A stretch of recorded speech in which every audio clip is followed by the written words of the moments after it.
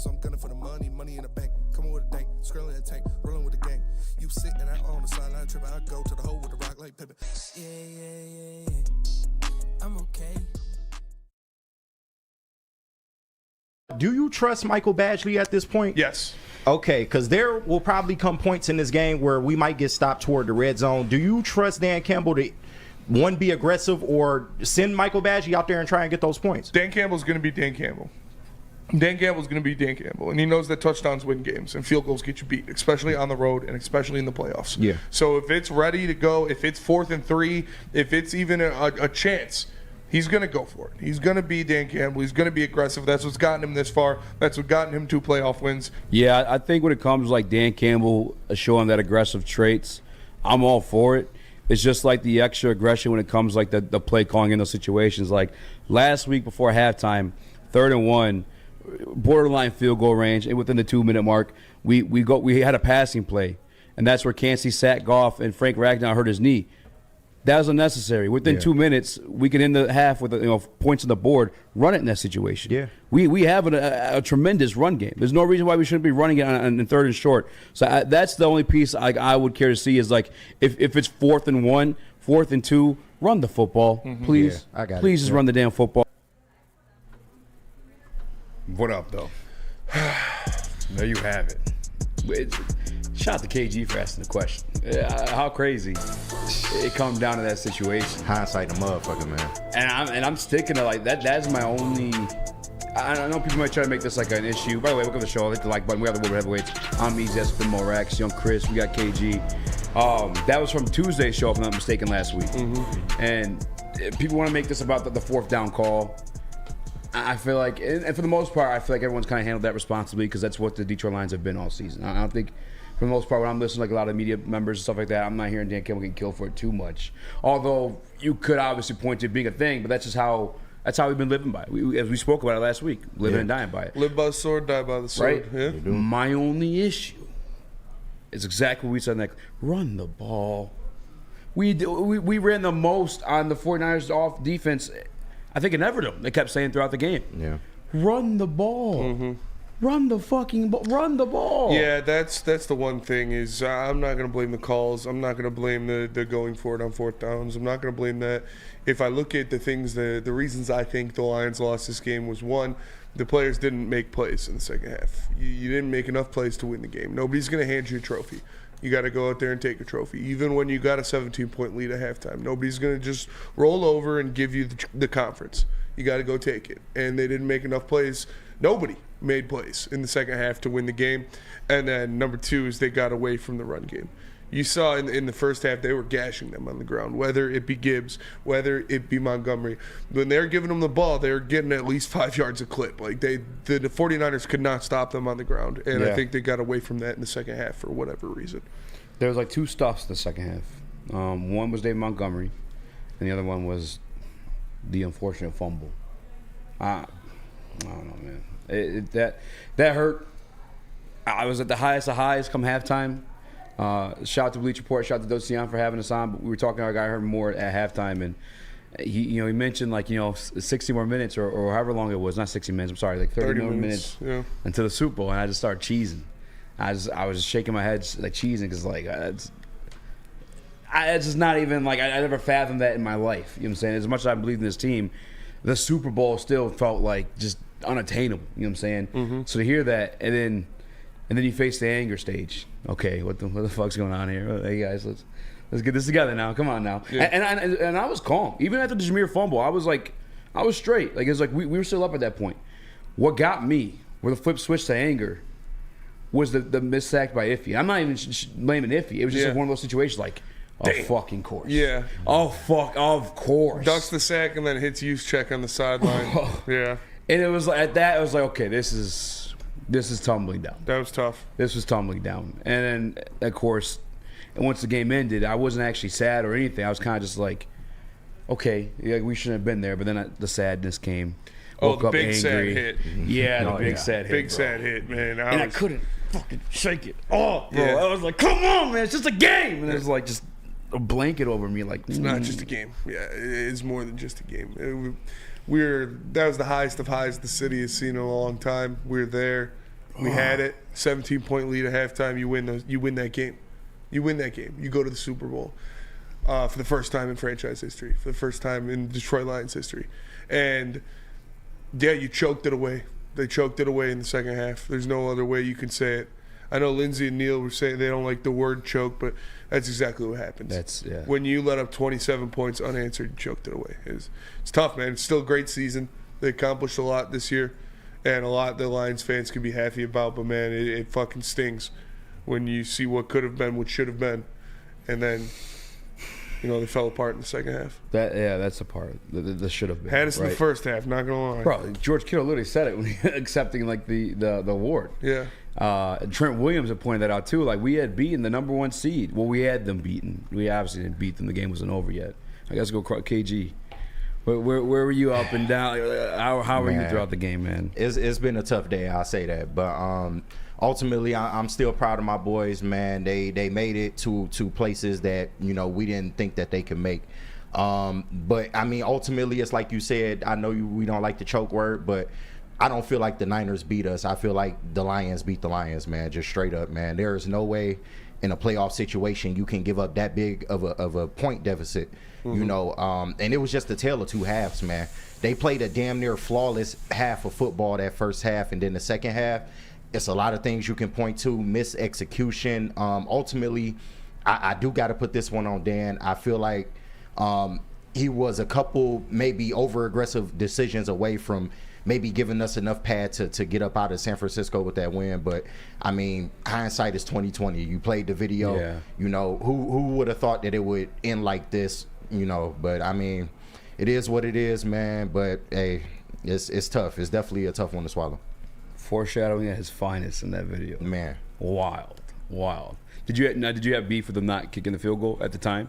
The first one I'm not so much mad about, but that second one, when you're down 3, you got to stop the bleeding at some point, man. When it was coming off that big play, the Vildor off the helmet, I still don't even understand how that's humanly possible, but it happened, and you had to stop the bleeding at that point. And then if you get that 3 there, assuming they do go down and score the touchdown, you're only down 7 at that point when they go and score the 7. So, and then you tie the game. So yeah, it's tough, man. That second one, I'm really critical of. Also, the running the ball on the third down right at the goal line, minute 5 left. If you burn the timeout, you have to rely on the onside kick. I do not agree with that play call there.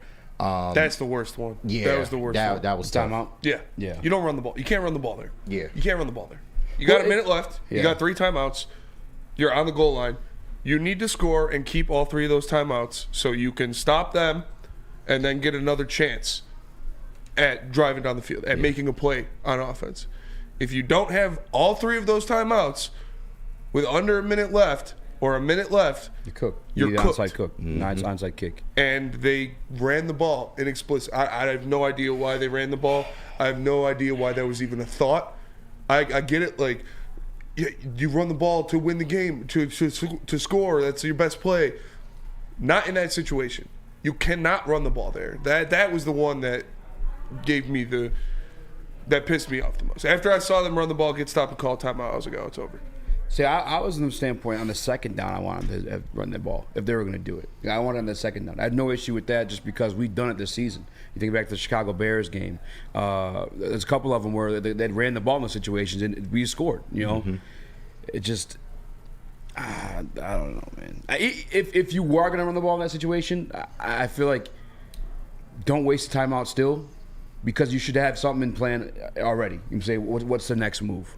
But I get also gathering yourself because you need the touchdown regardless at that point. Running there is tough, though. Yeah. It's also crazy, though, that, like, you're running it there. But then, again, revisiting the 4th and 2. Yeah. And you don't run it there. Yeah. When you had time to spare. And I do not like that play call. I felt like Ben Johnson's play calling in the second half was just way too conservative, especially when you start giving up points after points. You got to do something, man. You got to come out aggressive. I didn't like the Jahmyr Gibbs call where he fumbled, and I did not like that 4th and 2 play call. I feel like it should have been something that didn't take as long to develop.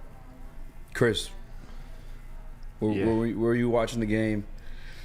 I was at Ford Field. You at Ford Field? Yeah, and I was with my bro Amr, and we were watching the game, and honestly, that first half was the most euphoric sports experience I've ever had in my life. Yeah. Like, that was amazing. The crowd was lit. It was a sold-out crowd for a game that wasn't even being played there. Like, it was so cool to see that type of energy in the building, and to get to that incredible start the way they did, it just felt amazing. And that second half was the most heartbreaking thing. Like, after the play that hurt me the most was the Vilder play, because it's like, dude, that ball just perfectly bounces right up into his hands. Like, that one was the one where I was like, oh, okay, this is not just them not executing, which we'll get into that throughout this show. Like, they didn't execute flat out, but it's plays like that where it's just those lucky plays on top of not executing that makes you feel like, oh yeah, this is not going to go there, and you have to, for the next hour, just sit there and watch with no hope, and like the energy is just in the room was just dead. Like, that was tough to watch. It was tough. That was tough to watch. That second half was after it started falling apart, bro. You're just watching a slow motion car accident happen. Man, that's literally it's what like bleeding out. It was terrible. Yeah. Oh man, I was gonna make one other point I forgot. Either way, we'll be joined by Dose of Dion at some point, 5:30. Which, actually, do we have that video? We do. Can we? Is that one in 3 camera? No. Do you want me to put it on 3? Just to be. No. I'll run it. Yeah, just run it anyway. Yeah. First off, Dan Campbell, there will be 0 second guessing for me on the offseason, and I've explained that. We can point to the Dallas game and chat. We can point to this game. I won't second guess his decision making, because what Dan Campbell has instilled in this team is the reason they got to the NFC Championship, right? The reason that they created history here. We may not have won, but this was still historic for the Lions to win multiple playoff games in a single season, to win the division for the first time ever. Like, where they are driving this team, the only reason we have to believe is they're going up.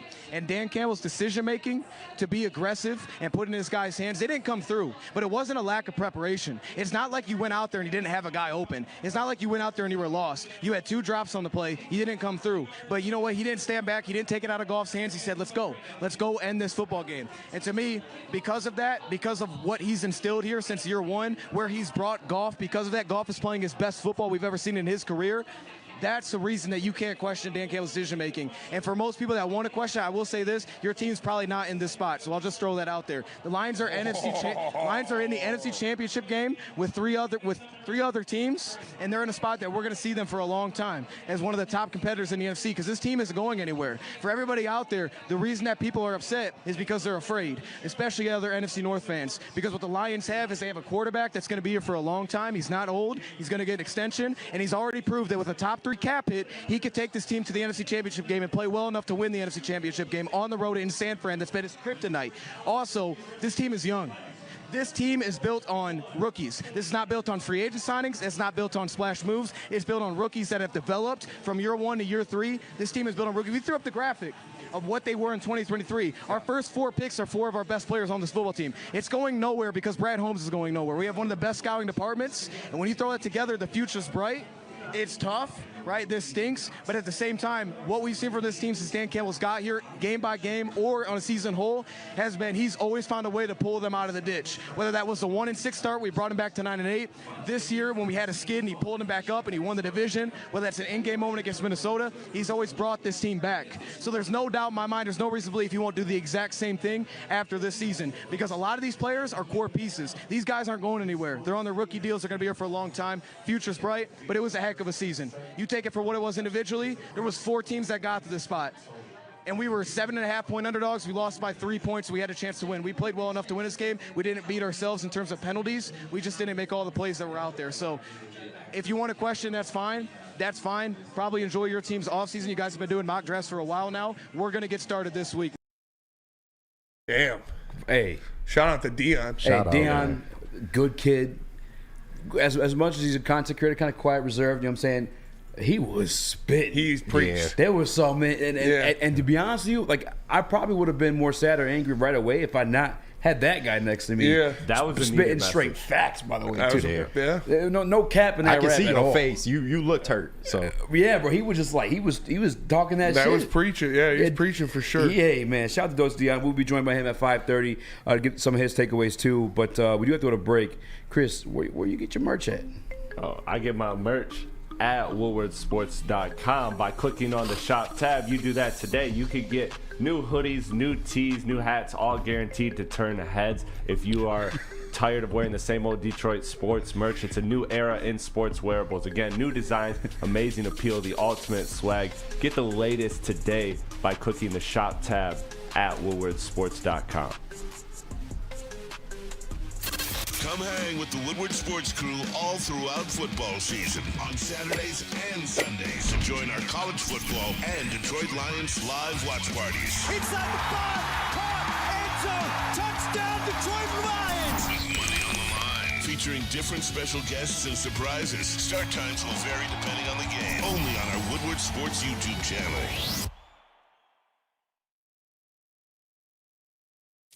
Thank you to all the fans for making Woodward Sports your #1 online destination for Detroit sports. We promise not to drop the ball.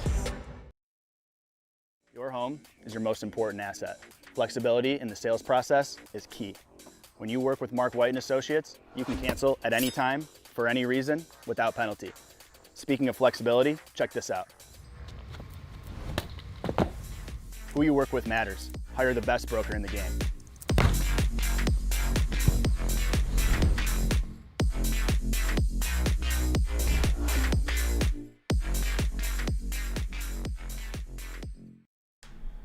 RIP to the same old Lions. Big thanks to Sheila, Brad, and Dan for putting them to rest. And guess what else has found its grave? Same old rock, paper, scissors. Jack Labrador has revolutionized that tired game with 2 new symbols and a franchise-changing 3-point play. Discover the action at jacklabrador.gg now and find out why once you go Jack, you never go back. What up, though? Welcome to Woodward Heavyweights Live on woodwardsports.com. I'm Eazy. That's Spin More Rax. What up, though? Young Chris. We got KG in the building. We'll be joined by Dose of Dion.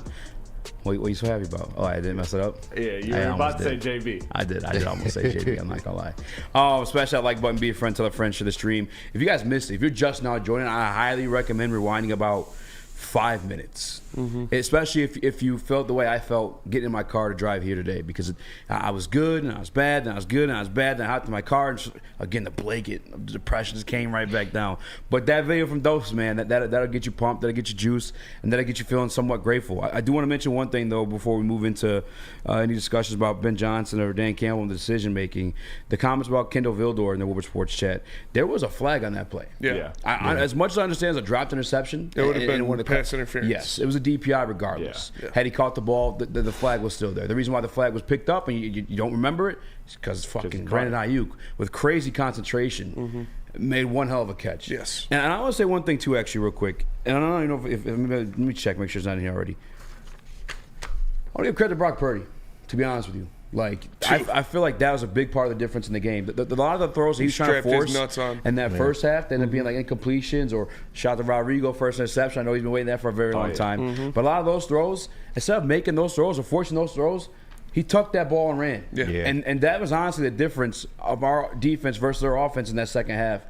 And the difference of, like, I won't go there. He had 50 rushing yards in the second half alone, and that definitely changed the game. You know, he got out there, he scampered. He's faster than I thought he was. He was making some moves out there in the open field. I knew he could move, but I didn't know he was that fast. And he stepped up in the face of pressure. I talked about this with Lindsay and Neil and a lot about what I liked about Brock Purdy is that when he's a gamer. He's got a defensive tackle or a linebacker coming to scream at him, open hit, he steps up into it and make the throw and take the hit. And we saw him do that multiple times where he got absolutely destroyed by guys, whether it was Lee McNeil, whether it was whoever that got a clean hit on him and put him on the turf. And he stood in there and made the throw, delivered the ball. So hats off to Brock Purdy. You know, kid's going from last pick in the draft to potentially Super Bowl champion. I'll tell you what, he definitely earned my respect. And like, if you're going to, cash in your hopes of a Super Bowl alongside like a game managing type quarterback, like get one like that. Like Brock, he did his thing. Say what you got to about the first half, but the second half he was gaming, man. KG?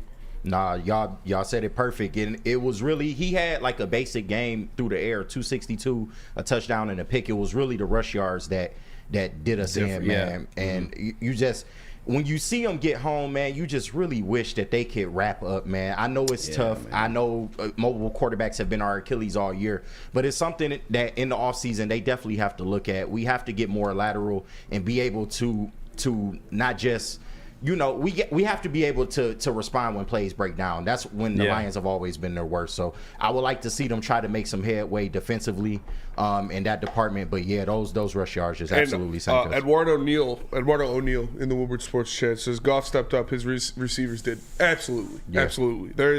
You cannot say anything bad about Jared Goff in this game. He did not. He did enough to win the game. He went out there. He was making throws. He was very accurate all night. He had a couple bad throws, here or there. You can nitpick. That happens. Yeah, it happens. Yeah, everybody. Nobody's gonna pitch a perfect game every game. He went out there and he stepped up. He made the throws. He made the plays. Didn't turn the ball over. Didn't take any really bad sacks. His receivers let him down. Laporta dropped the ball. Amon-Ra dropped the ball. Obviously, Reynolds dropped a couple balls. It wasn't on Jared Goff. He did enough to win the game, in my opinion. He played a great game. Yeah, if there was one that you could look at, is the one to Gibbs, and that could have been a touchdown, the option route. But but that was a tough throw, man. He had to get it over Fred Warner into Gibbs. That would have been a tough throw. That St. Brown throw was phenomenal too. That catch too.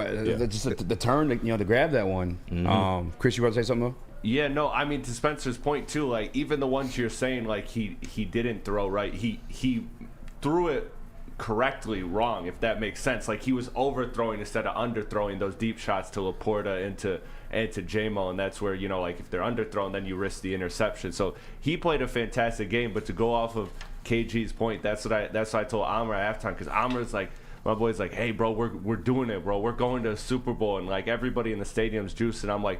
I'm feeling it too. Like I'm starting to buy in, but you gotta tackle. Like that was the one thing that I saw even in the first half. That was like the only thing in a pretty much perfect half was they just kept breaking tackles. Cam Sutton wasn't able to wrap up. When they got to the quarterback, you saw it in the second half. Like Brock Purdy was just able to, the pocket completely collapsed on him, and he was just able to run. But if you wrap him up, that's a huge difference. That's the one that hurt. Yeah, the iffy one. The missed tackles killed him, man. The other guys too. Like I'm not even really gonna harp on that so much too, because Debo Samuel, that's what he does. That's what he does. That's what he does. Christian McCaffrey. You know what I'm saying? That's what they do. They're playmakers, man. Yeah, I understand that that's like their strength, but I mean, you're talking about those were the differences in the game, because how many times did they get hit before the first down marker, and then they just got those yards after play. You do one or two of those, you force them to punt. But at that point, you're kind of asking like, those guys ain't getting tackled. Those guys, you're not tackling. Nobody's tackling Debo Samuel one-on-one. Nobody's tackling Christian McCaffrey. When you win position, you got to execute. I mean, this all the chips on the line, man. You got to go out there and execute. For sure. Yeah. And they did not execute in the second half. But I will tell you, before we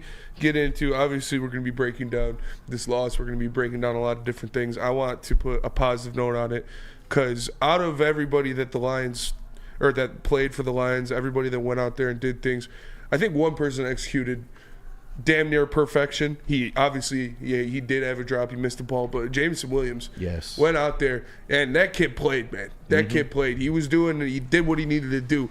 Fucking touchdown for his first of all, his end around.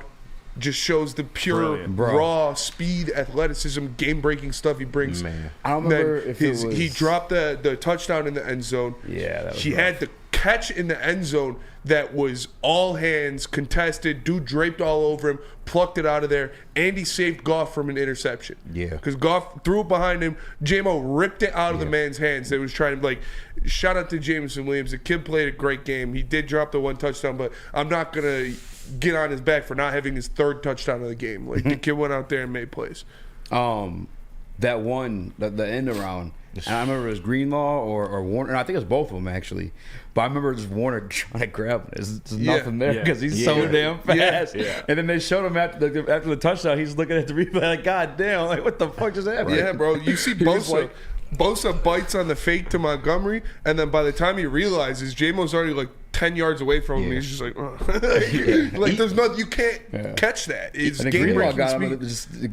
Just barely got him. He's got a little bit of the jersey or the rag, whatever it was. Even J-Mo stumbling is faster than the whole 49ers. He stumbled about 10 to 15 yards, I swear. It was crazy. That was wild. Shout out to J-Mo for sure. Yeah. And the one where, again, the touchdown he did drop, that was on the same drive. He ended up completing it with the touchdown. Mm-hmm. The only thing there, he would have saved you some time, which obviously would have been valuable, but it is what it is at that point. I think we kind of did ourselves in at that point, if I'm being quite honest with you. We're up against it. Yeah. We're truly up against it. That sucks, man. It sucks. Yeah, it does suck. Again, one more time, give him a shout out Rodrigo one more time. Shout out well. Rodrigo, yeah. You know Stepped up, man. Yeah. It wasn't just the interception either. He made a couple nice tackles. Yeah. He had a couple tackles over the middle where he planted dudes, put them in the ground. You want to talk about solo tackle? He did have one against CMC. Yeah. I mean, someone else come and clean it up he afterward. put him down. He put him down, man. He halted him one-on-one. And he had a tackle for loss in there, too, where he screamed in the backfield. Like, shout out to Malcolm. I'm happy. You know, obviously, you hate to see that happen to Barnes, him go down in a game like that, but Malcolm stepped up and filled that role very well. Wavy Gang Podcast and Woodward Sports Chat. I'm so sad, guys. Listen, I could relate. Right now, I'm feeling good. We're talking about good things right now, as of now. I mean, we're going to talk about the game at some point, things that went wrong, but it was a hell of a season, boys. Like, it really was. Like, it's, as much as, like, we were confident that we could be here, it's still fucking crazy that we did it. Yeah. And the craziest part, too, I guess to remind yourselves, again, you were confident that we're going to do it. That's the other crazy part about it is, like, after that Rams game, it's like, oh, yeah, the Bucs were good. You know what I'm saying? We're on to the next one for sure. Yeah. But that means this is real, right? Like it wasn't so much of a Cinderella story. This team belonged in that game. Mm-hmm. And not only did they belong in that game, they should have won the damn game. Should have won the game. It was on us. And to Jared Goff's, like, I get the completion percentage, like 62%. I saw some people who, you're right, in the truth, like, you know, whatever you want to call it, not believing he's like the MVP and all that stuff, whatever. A lot of those drops, like the completions percentage was down, but a lot of those were drops. Like drops, obviously, by Josh Reynolds. You had that one situation too with Porter where he caught balls in situations, but just got absolutely rocked. Yeah. But that's what's part of the 49ers defense. Like there's a lot of situations like that too. It's on top of the J-Mo one too. Like same thing happened with Amon. He caught it and got hit by Warner and Greenlaw at the same time. And the ball, I was like, dude, I can't blame him for dropping that one. Like, that's two of the hardest hitting players in the NFL sandwiching you. But yeah, man, I said it on BDE a lot. Like, shit fucking sucks, dude. It's tough. Yeah, it's tough, man. It's tough to take a loss like that. That is a gut-wrenching loss. But like you said, Eazy, the Lions belong. They proved they belong. You got to go out there and just do it again next year. Oh, Chris, you want to say something before we go to break? I mean, I was just about to say, it's a great season. It just hurts the way you lost, because if somebody were to say, hey, the Lions lost this game by less than a touchdown, you would be like, okay, you know, like that kind of makes sense. Like that seems possible. But it's the way you lost that hurt, when you had that dominating first half and then to have the terrible second half. Like that's what hurt. If it was back and forth all game and they just got the ball last and scored, I feel like everybody looks at this way differently than how it played out. But you know what? Wins are wins, losses are losses, and that's why I loved what Dan Campbell said. And I know we'll get to that maybe next or later in the show. But you know, I loved what he said in those press conferences about that. Yes, sir. And before we get to that, before we move on to other things, speaking of moving, if you're doing so, go through my guy Mark White. Because right now I can save you up to $5,000 in your closing costs of your new home. You heard that right. That's $5,000. Mark White, also Detroit Lions fan, was there in San Fran yesterday. Make sure you visit markwhitesells.com or give him a call at 248-290-8242. Again, it's markwhitesells.com, 248-290-8242. Feel alive during Feldman Chevrolet's biggest New Year's sales event ever. Get the best prices on our huge selection of award-winning Chevrolets. Like this 2024 Equinox for $188 per month. Or this 2024 Silverado for $268 per month. It's the New Year's sales event going on now at Feldman Chevrolet, Michigan's #1 Chevy dealer. Woodward Avenue, the first paved road in America. Woodward Sports, the first sports network born in Detroit and made for Detroit. At Planet Fitness, you can get energy without the judgment. Hi, can you help me with this? You don't know how to use it? This is better. Join now through January 19th for just 24 cents down, $10 a month. Never intimidating, always free fitness training and equipment for every workout. Join today during the Big Fitness Energy Sale for 24 cents down, $10 a month. Cancel anytime. Deal extended through January 19th. Over 50 Metro Detroit locations. What happens when you run a great business for over 50 years? You expand and offer more products to more people. That is exactly what Les Stanford did by adding Les Stanford Buick GMC, the same great service the customers have come to know and trust on Woodward Avenue, just south of 9 Mile. Check out Les Stanford today in Dearborn. Find the brand you want at lesstanford.com. Check this out. Remember when Dan Campbell wanted a lion on the sidelines as a mascot? In 1983, in the divisional round, this is on the road, by the way, too, the Detroit Lions actually brought an actual lion. Do you see a cage around that? At all, right? There's no cage. Do you see a big giant chain? Who's holding the chain to tame the lion? Whose idea? That's insane. It's like in semi-pro when the bear gets loose. Yeah. Oh my God. Dan Campbell said we all thought it was crazy. No, they actually did this. He was trying to like bring it back. Yeah. That is insane. When the bear gets loose in the stadium in semi-pro, that shit's so funny, dude. Bro, that's literally what. That's. Hey man, it's the '80s. Yeah. Hey, yeah. They're all on Hell of a coke. They're time. like, let's bring it alive. Yeah, literally. You know what's funny? Should we bring a chain? No, or a cage? No, just chain him up. He'll be good. No, man, I got this. I feel great Yeah, right I now. can fucking Give me hold another this ball. Smash that like button. Be a friend. Tell a friend. Share the stream. I'm Eazy. That's been Rax. Young Chris. We got KG. Do we have our guy Dose of Dion on the line? Let me do. Yes, we do. Let's get him on. Give me a second to put him on the cam, and then we'll go. Let's go. Give me Chris. We need to speak to Dion. All right, because since last year, when we started the season on 1-5 or 1-6, whatever it was, I don't remember what it was now because it is in the past, but he was like, "Nah, we still got a chance to win the playoffs," and we belly laughed at this man. Yes. Lo and behold, it came down the final game of the season. Came Detroit down to Lions Baker Mayfield. still had a chance to win the playoffs. Yeah. Dion, man, how are you, brother? Man, I'll tell you what. First off, you know that lion was on a lot of stuff. Okay, I'm not gonna say what that stuff may have been, but he was on a lot of stuff to have that there. I'm glad you found that because maybe that's the reason that we lost this last game. I'm all right. Easy. I'll say this, and I think you guys can probably feel what I'm saying here. It hurts more today. I know you said like the sadness was seeping in after the game. It hurts more today, not because we lost as much as the season's over to me. Just to know, like, you know, because the season just flies by, and when you're going at it, like when you're talking about it every day, it doesn't feel like it. But as soon as it's over, and you're like, dang, the off season has just started. That's what hurts. That's what hurts more than the loss. It definitely hurts bad. That it's like, damn, we don't got Lions anymore.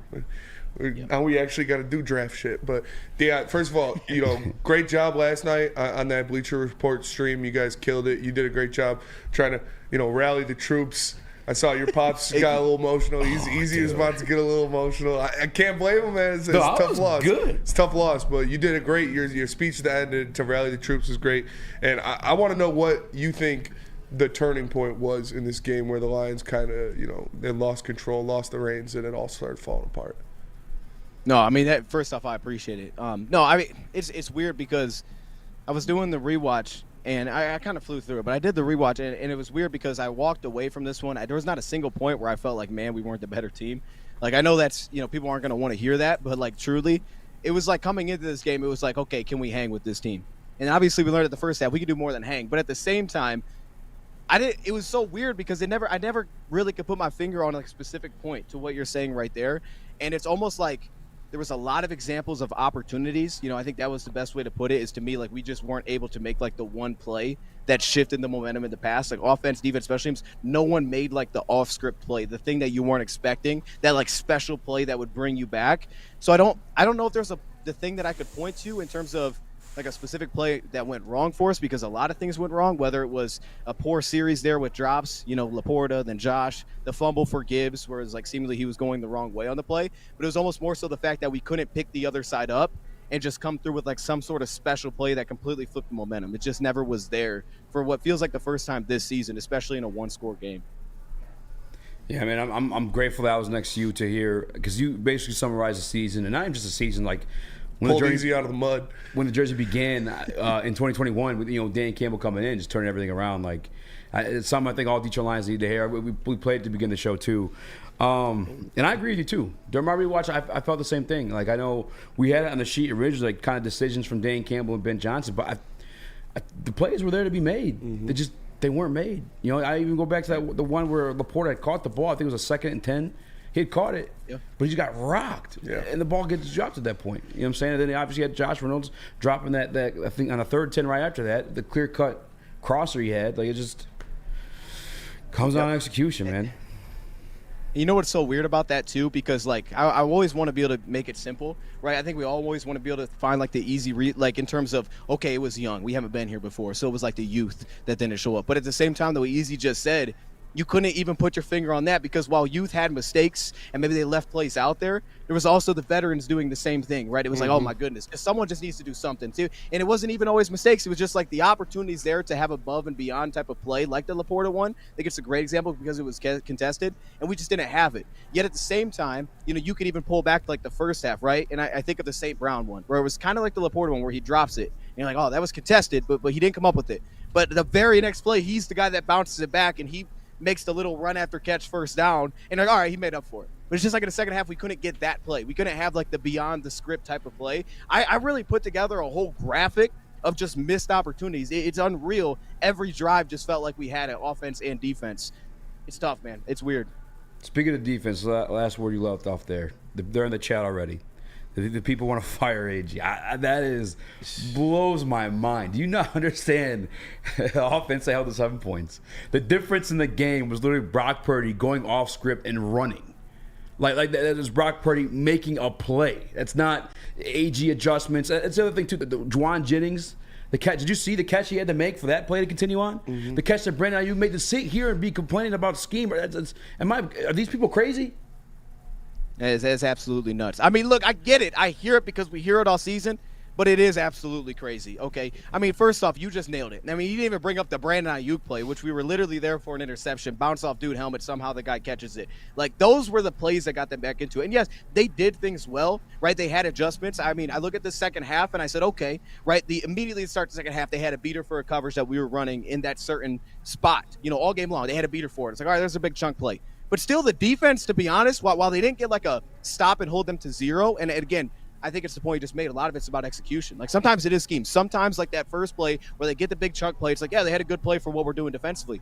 But like there was so many examples where it was just we didn't execute. Like I think of a big one, and again, another veteran, Alex Anzalone. I mean, the Lions don't play a spy, right? We hear them say that. Yet the Lions, multiple times down the stretch, they left him play as an underneath zone linebacker in man coverage. So while he was still playing zone, he had eyes on the quarterback. And on that 3rd and 4, where they ultimately scored the touchdown, that kind of put it out of reach when we fell down 10. It's a 3rd and 4. Brock Purdy takes off. You're trying to contain him inside. He spills out, and you're like, all right, Alex is going to bring him down. He takes a bad angle. Dude goes around and picks up the first down. So they made big plays off script, like you said. Juwan Jennings, Sutton leaves the guy. He makes a great catch. And at the same time, like I still felt like the Lions still made 2 big stops down there in the red zone, and one was on the 3rd down that they didn't get to stop, where I thought C.D. Deuce was just late to step over and help. They still made 2 big stops. They still got some sacks, forced some field goals. It was just like, to me, it was way more about execution than scheme here. I actually thought AG had a great plan, and to me, the biggest thing I would question coming in was the amount of blitzing he was doing. I was not for blitzing in this game. And to give him credit, like, not say it worked every time, but it had more success than I would have thought. Like, he stuck to that, but I thought outside of that, what he was doing schematically, I thought it worked really well, actually. I give him a lot of credit for what he did in this game. And I want to look at the other coordinator, the other side of the ball when you look at the offense, because I do think that in the second half, the Lions kind of abandoned the run game there after the Gibbs fumble. They kind of got away from that, which was obviously working in spades in the first half. Monty, Gibbs, they were gashing them on the ground. And I think that was a big reason why the 49ers were able to creep back in this game and eventually get the lead, was because the Lions stopped running the ball and using their offensive line. What do you think was that? Do you question Ben Johnson's play calling in that second half, or what do you put that up to? Yeah, no, I hear what you're saying. The way I look at it is this. Well, first off, I give Sanford credit because it seemed like they did shake things up a little bit. The Lions, like, schematically rushing the football, it seemed like they kind of did different things. Like, they started to get a little bit more of the power rushing attack in the interior, right? You started to see some of those duo plays. And they were still having some success. But, like, to me, I hear where you're coming from.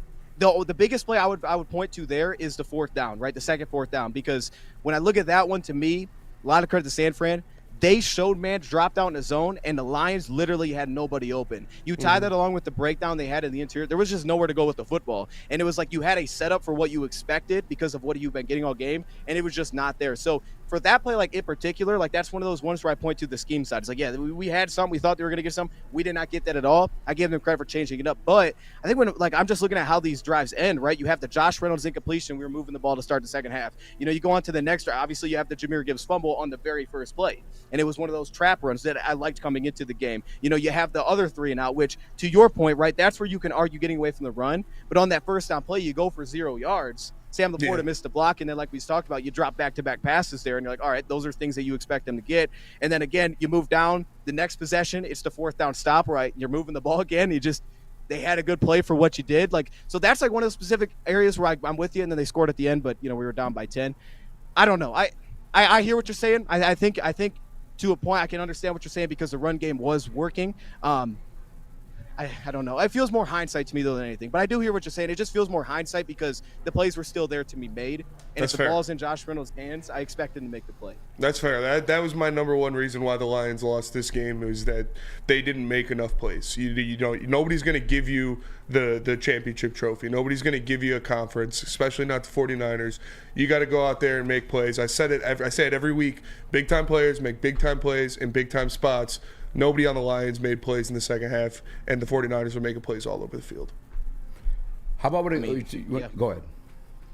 All I was going to add to that was the Jamison Williams one. Yeah. Because to me, the Jamison Williams, he had some great grabs in this one. And to me, this is more so that's something that he's going to, I think, go into the offseason and say I got to focus on, which is just tracking the football in general, because I thought it was hit and miss all year long.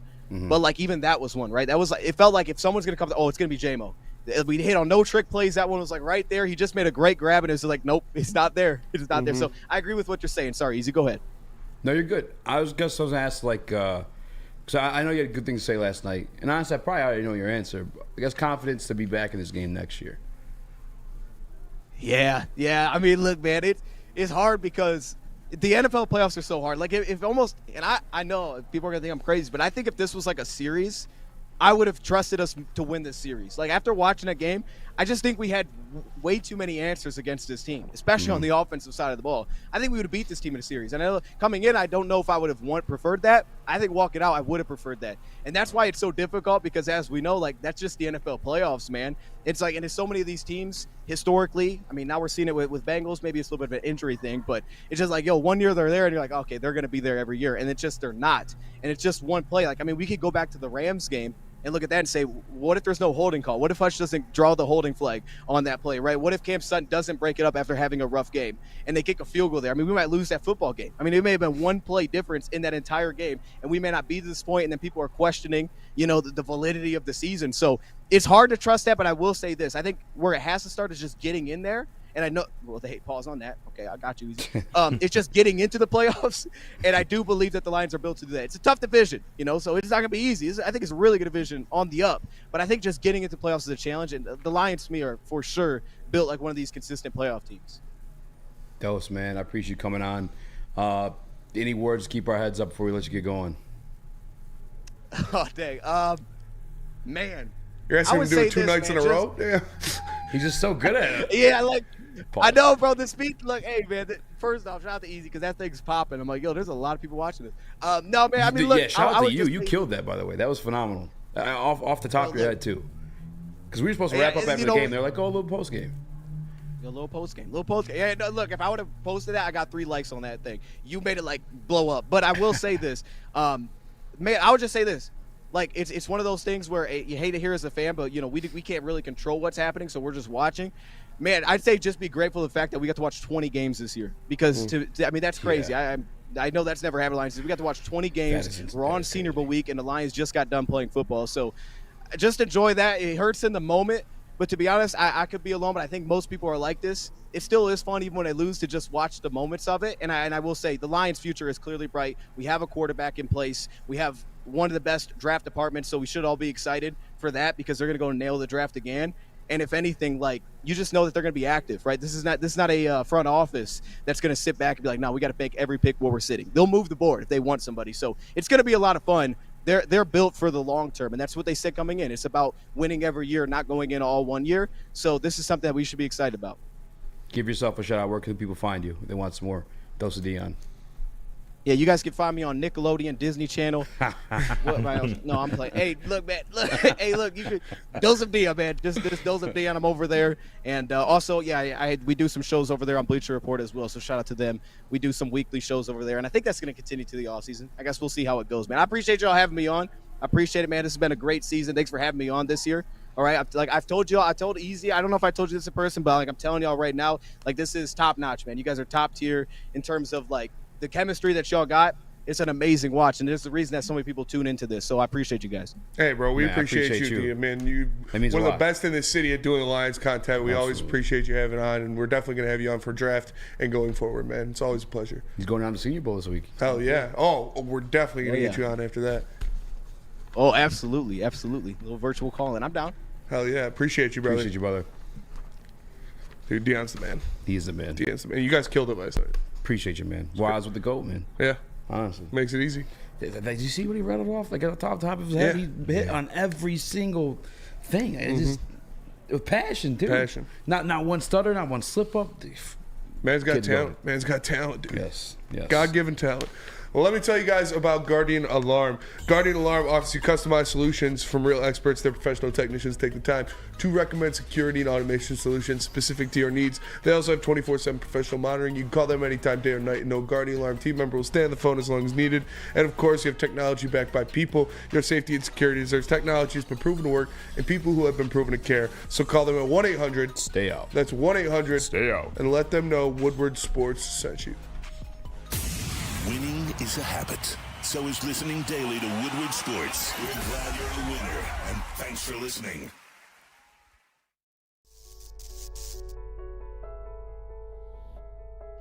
We've just received word.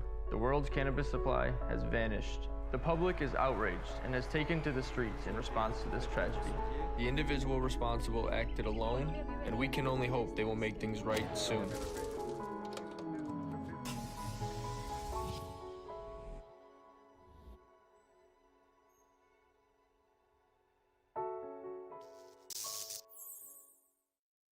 How would you like to win not one, but two vehicles of your choice? One for you and one for your wife, your girlfriend, or your best bud. Get to Lady Jane's today for an award-winning haircut and automatically enter for your chance to win. Courtesy of Les Stanford Buick GMC of Ferndale. Lady Jane's, open 7 days a week, walk in anytime. It's wicked awesome. Dispo Dispensary is giving away 2 tickets to the big game. The big one. The big one. The one in Vegas. You guys know what I'm the talking Lions about. should have been in. Oh, Sorry. They throw me off my game. There's 2 flights, accommodations, hotel, and a great time at the big game the Lions should be in. Sorry. Either way, they're going to win. Make sure you guys follow dispo.michigan, like their pin post, share on your story for an extra chance to win 2 tickets, hotel, accommodations, and all that. Bye. Dispo, your local campus plug. What up, though? Welcome back to the World Heavyweights Live, MoreSports.com. I'm your boy Eazy. Joined by guys from Raxter. That's your name, KG. bro? I almost said Dion. I don't know. I'm your boy Dion, joined by KG.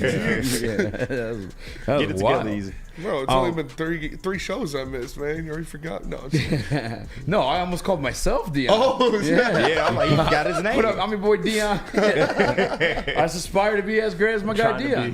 He's nationally syndicated these days, man. Bleacher Report, check him out. Hit the like button, 5-star review on podcast platforms. And are we taking? You want to take calls? I'm down to take calls. I want to jump into this real quick though, or let them tally up, and then we'll bring them next one. We'll take calls. Yeah. Yeah. What's we get to how many likes we had, Chris? We are at currently 93. All right, we get to 125 likes, and we'll take calls in the second hour. 200 likes. 100. All right. 200. All right. 150. I was gonna say 125, then we start taking calls. We still got stuff to get 150, and we'll start taking calls. I still got things to get off my mind, So you better make man. some burners if you want to call in. I also have some breaking news. Uh-oh. Antoine Randall interview with Tampa Bay Buccaneers for their offensive coordinator position. So we're talking about losing coaches, that there's a possible one. And to segue this to another segment we want to talk about, Ben Johnson, obviously favored to land with the Washington Commanders. However, this one, do we have 3 Cam? Because it's a little ESPN thing, we might have to. Yeah. Do you want the tweet first? Yeah, go throw the tweet. I'm not familiar. I'll throw out the tweet and then we'll get to I wasn't familiar with your game. No, I was familiar with the game. No, I didn't want this one. Yeah. Take this off. Get it off. What is that? Get him out of here! Mute him! Yeah. Fuck that guy. Let's do the video. This is Adam Schefter, one of the number 1 sources. So it's some good news, maybe. Ben Johnson, the Commanders, is the news that you just got. That's clearly a done deal. But looking at the, both those teams as a whole, how many guys, you just mentioned, McDonald and another one from the Ravens, how many guys are going to get poached from the Ravens staff and the Lions staff that maybe we don't even know about, too? Like, I know New England brought in the Lions pass game coordinator to interview for the offensive coordinator job. Like, are there going to be a lot of those as well, or are we possibly just going to see some of those big names leave and the rest of, the kind of coaching staff stay together? Yeah. Well, first and foremost, I'm not convinced yet that Ben Johnson's getting the Commander's job. I know people have said that he's the presumptive favorite, and he may get the job. Like, he very well may. He's in contention. But that is not a slam dunk at all right now. And they are definitely looking at other people as well. And again, they may come back to Ben Johnson. But I think that they're pretty impressed with Mike McDonald and Aaron Glenn and Anthony Weaver as well. And I think those guys are going to have a legitimate chance to get that job. And then Ben Johnson's also in play in Seattle. So you have to see, okay, well, if he doesn't get Washington, is he then in Seattle? Or does Seattle pull an upset? Again, people have said here that they think Ben Johnson's going to Washington and Dan Quinn is going to Seattle. Yes. And I will bet you that at a minimum, one of those is not right. At a minimum. Okay. Maybe both. Whoa! Whoa! Let's go! Whoa! We'll see. Wow. How about it? Shefty. Now that was on my way in that I heard that. That is Shefty bomb. I was ready to discuss expectations of these guys without this guy, but I mean obviously put Seattle out there too. Yeah. Where you at? What's your true feelings on this, KG? You think we lose Ben Johnson? No, I actually think he stays, especially if the Commander's job, doesn't go up for grabs. Then I think he does stay. And when you look at it, I mean, they got such a good basis to run it back on. You got to an NFC championship last year. They're just going to add more talent. Preferably, I would like them to add an offensive lineman or two, try to improve that offense. But, man, if he stays, I think they have a good shot at getting back to a point like this in the postseason. Absolutely. I think Ben Johnson's gone. You think he's gone? I think he's gone. I think if he's in play for both of those jobs, he's getting one of them. Yeah. He's going to get one of them. Which one? Well, I'd rather him go to the Commanders because if he goes to Seattle, it's just like, fuck, bro. We already can't beat Seattle, and now Ben Johnson's going to be their head coach, and they got all those fucking weapons. I don't want him to go to Seattle. I would prefer he'd go to Commanders if he goes anywhere, but I think Ben Johnson's going to be gone, man. It's you look at the hiring pattern of head coaches in the NFL, and fucking 4 out of 5 of them are young, offensive-minded guys. And nobody is a hotter candidate as a young offensive mind than Ben Johnson is. So I think it'd be tough for me to say that he wouldn't get one of those jobs if he's in play for them and is the zeitgeist of what NFL owners want as their head coach. Yeah, but I mean, this could just be the year of crazy coaching hires. This could be the year where we saw a lot of good coaches become available. I mean, there's a real chance, and it's probably likely that Belichick is not going to be a head coach. Yeah, he's not. He's not. And Has he already said? I'm pretty sure. Yeah. Even if he hasn't said it, he's not. Nobody wants to go. Nobody wants him, which is crazy. Yeah, but again, he'd be better as an advisor role. Yeah, like John Fox. Front office. Yeah, exactly. Just because his style is kind of played out. No offense, but you just can't be that demanding of your players in today's era.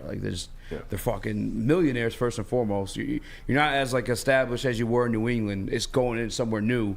You don't have even though you're Bill Belichick, you just don't have that groundwork respect around the building. Where if you could do something crazy, there's people around the building. Well, we gotta trust Bill. He does this, he does that. You know what I'm saying?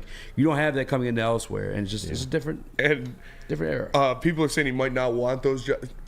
It's not Carolina. Washington, they've got the number 2 pick in the draft, right? Correct. So they can get the second best quarterback at the very least. They've got 3 really good receivers, 2 good running backs, and a good tight end. Ben or Bill? What Ben? He would want to go there. Seattle, I don't need to tell you what they got on offense. These are good jobs. These aren't Carolina. You turned down Carolina. I don't think you're going to turn down Seattle or Washington. Yeah, and I think it's the Commanders only because why wait this long, right? If it's not Ben, and they're also the last team to meet with Ben. Like, I almost feel like if he's meeting with Seattle today, it's like up the contract. I think Dan from Quinn would have been Washington. hired by now if one of those teams really wanted him. I really think it's going to be Ben in Washington and Will McDonald in Seattle. Yeah. Is it Mike or Will? Will, Mike, Sam. Just flip the top number around. Yes. Mac. Yeah, Mac. It's Mac. I think his name's Mac or something like that. Just a chubby white guy. That shit was so funny. Shout out Mac. We How miss about you, Mike brother. Vrabel though? Yeah, I was about to say no He's still Vrabel floating name around, anywhere, man. And what he's saying, if AG's still like a favorite, and some of these, there's only 2 of them now, but if that happens, I mean, I'd love to have Vrabel as a DC. Vrabel would be dope. Vrabel would be dope if you could get It's him as another a former DC. player. I mean, I'm good with AG. I don't think AG. Oh, no, I'm saying if AG goes, though. Yeah. Yeah, I'm saying if AG, in a situation where AG goes. I would just hate to see a Strand leave as well as Ben Johnson. Then that won't happen, though, because if Ben leaves, Strand's getting that OC job. Yes. Yeah, I'm they have damn that sure. rule, right, where you can block. Yes, if it's the if it's an upgrade or if it's like I don't know what's the word I'm looking for. What's another word? A lateral move. Thank you. Or not lateral. Yeah. What's a Linear, professional way of saying I think. upgrade? Higher Linear? up, promotion. If it's a promotional, Yeah, don't know about that. if it's a promotion, you could block. You could block that move. So, I think if Ben's going, then obviously I think Tanner probably stays here. You still obviously take the interview with the Patriots, even just by like pure business aspect. It's like even if I am staying here, I'm gonna go take that interview to up my raise here. You know what I'm saying what I'm making here. Oh, for sure. Because I'm wanted elsewhere. You know what I'm saying? Right. I don't want to bring it into another I don't conversation. know, man. I think Ben Johnson kicks a lot of dogs, and I just don't think that's That the is type of true. coach you want. That That is is true. He is not head coaching material. Ben Johnson, I have actually game footage, game sound. I can't play it because the NFL come after me, but 300 likes and we'll Ben drop it. Johnson's on the sideline telling Josh Reynolds to drop the ball. Yeah. So I don't know if you want that as your head coach. So that's all I'm saying. DC and Vrabel look like a WWE tag team duo. That would be. I'd love to have that tag We team would duo beat in the our shit out of coaching any staff. coaching staff in the NFL for sure. It wouldn't even be We close. already will right now. We already will, but Yeah. if you bring Vrabel in here too, Yeah. not even close. Just imagine every coin flip. You're like, They send out players. We just send out Dan Campbell, Vrabel. Hey, they're just like we're receiving it, and they're like tails. Other team receives it. We're taking the ball. Yeah. You're just like, all right, cool. It's like the Sean Oakman memes. Do you remember those? Yeah. The dude at Baylor. No fucking Just the belly shirt. mammoth of a human being. He was like 6'8", like 270 pounds, just cut to shit. I was like, bro, that's. He got hurt, right? That's why he didn't. He went to Canadian football, I believe. But did he get hurt He before wasn't the like process? He wasn't like that good. Yeah. He was just He just huge. looked the part? He was just huge. Had a sweet face Yeah, mask. yeah. Dope ass The face, face mask. mask too. was dope. It was Yeah. gold and a bunch of. Well, he was like tatted up too. Yeah, he was a big ass dude. He wasn't that good. Like everybody can be big. Not a lot of people can be NFL good. If you want to get big, where do you go? You go to Planet Fitness. I'm gonna get back in there. It's been a couple days because I've been dead. But Planet Fitness is the home of the judgment-free zone where anyone, and we mean anyone, can feel comfortable and work on their fitness goals. At Planet Fitness, you'll experience a squeaky clean gym that has tons of equipment, a full body workout in just 30 minutes, and all memberships include fitness training. You get all this for just $10 a month, no commitment. No matter where you are, there's a Planet Fitness close by. There are more than 50 in Metro Detroit and thousands more throughout the world. Planet Fitness, where your fitness is essential. Have you ever wondered where all the finest restaurants get their steaks? It's Fairway Packing Company, providing Michigan restaurants, hotels, and casinos with prime beef for over 60 years. But now you can buy these cuts of meat for yourself at the Steak Shop by Fairway Packing Company. Prime porterhouse, A5 Japanese New York strip steak, dry aged Wagyu beef tomahawk.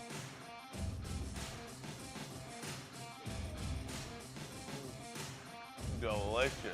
Get to the Steak Shop today. Enjoy fine wine, have a private party, and get the finest cuts of meat anywhere. The Steak Shop on Mack Avenue in Grosse Pointe Woods, or order online, fairwaypacking.com. Brace yourselves, Detroit. As the sun begins to set, 2 of Woodward Sports' brightest young stars will be taking the mic for a brand new show. Woodward Nights with Boner and Broder. The dog days in Detroit are over, and the boys are unleashed. Join in on the banter and hop on the bandwagon of the #1 night show on the internet. Tune into the Woodward Sports YouTube channel every weeknight from 8 to 10 p.m. Woodward Nights with Boner and Broder. at work, and at home. We're there with smarter security solutions, featuring complete automation with customized alerts and more. For over 90 years, we've been the company that's been counted on to protect what matters most, all with personalized service and care. Right now, for a limited time, receive a free video device plus free installation with a new home system. Guardian Alarm. We protect Michigan.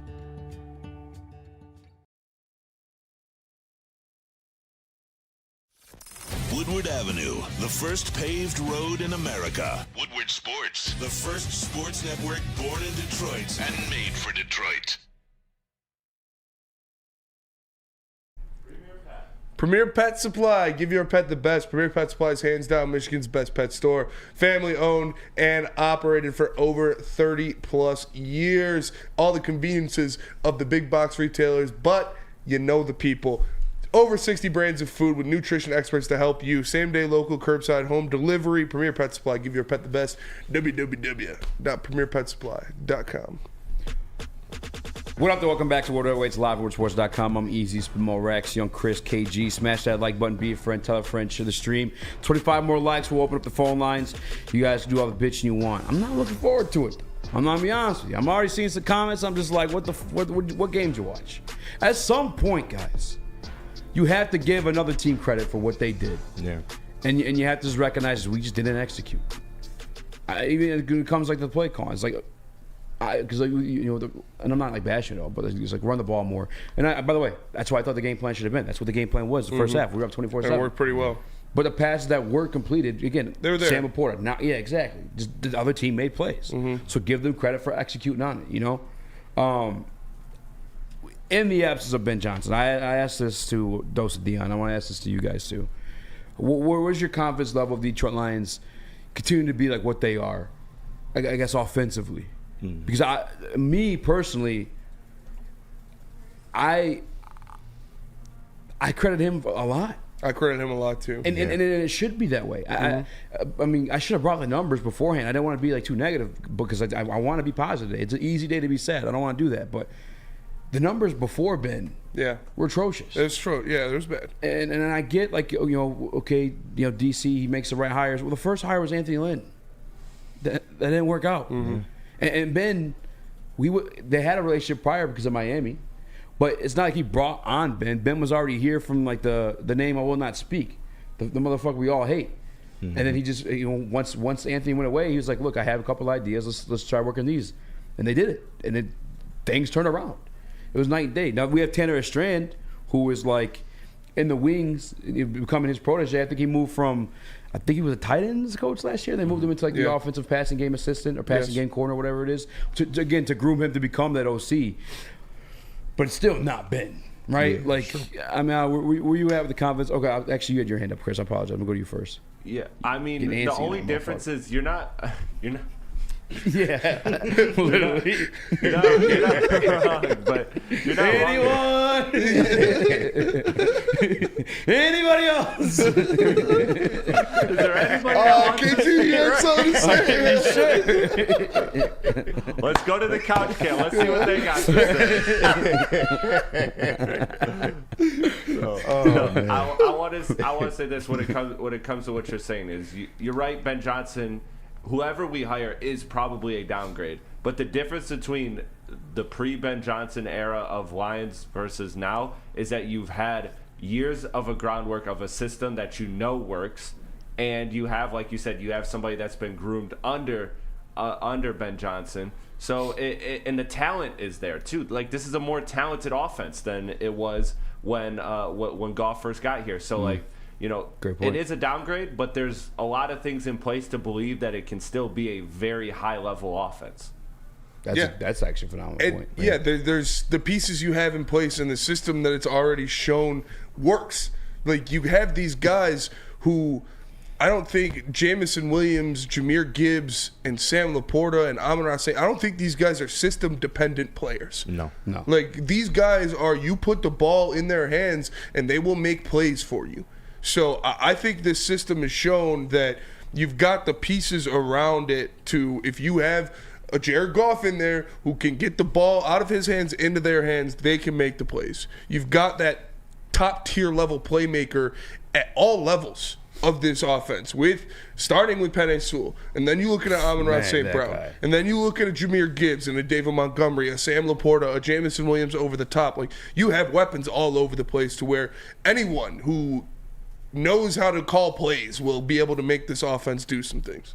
Yeah. But the run game, the blocking scheme, I think that's where you're going to miss Ben Johnson the most, is how they block in these run attacks, how they shift different things. We saw Penei Sewell play the game of his fucking life against the 49ers, man. That man had more rushing yards than Christian McCaffrey. He was running all around. Gibbs had to catch up to him. They were motioning him. They were pulling him. He was motioning him like every play. Penei played the game of his fucking life, man. He left it all out there. That kid... Bro, cut him a check right now and just leave it blank and give it to him. Like, got that 5th-year option still. Yeah, I don't care. Rack him up now before he makes another All-Pro team. The price goes up even more. Yeah, that's a good I don't give a fuck. We end up paying him that much anyway. But I feel he's gonna be the highest paid offensive lineman in the history of the NFL. During my rewatch, I did see Chase Young break off him. Yeah. Fucking throw Gibby down like a rag doll. Yeah, and I saw. I got nervous. I thought he was gonna hurt his arm or some shit. The Kittle on Hutchinson thing. Yeah. But everybody gets got, man. Everybody gets Kittle. And by the way, Kittle's he's first team All Pro this year. I'm not mistaken. Yeah, Kittle is him. Yeah. We about to say KG? No, I said Kittle pancake Hutchinson. Yeah, it was bad. Yeah. Because I saw because I was doing the stream or whatever, and I saw them like chirping at each other. Like, was it like an ear hole block or was it like a one-on-one? Like, wouldn't that be Frank Haley? Says Edward O'Neal. No, it's Ben Johnson's scheme, his blocking schemes, and how he gets these lanes open. Yeah, Frank Haley doesn't design that. And it's Hank Fraley, but I appreciate you saying Frank Haley. I do that all the time. I do it on purpose. It took me a year to stop calling Aaron Lynn Anthony Lynn. It took me a year to stop doing that. It's actually Hank Fraley, but it's funny because both of them sound like real names. But, he probably tells cops that too. Yeah. Like, oh no, that's Frank. I'm Hank Fraley. No, that's Frank Haley. You missed him. He's down the street. That's my evil twin. Frank again. Damn it, Frank. But Hank Fraley, loved the guy, huge benefactor, huge important reason for this team's success. But Ben Johnson designs the blocking schemes.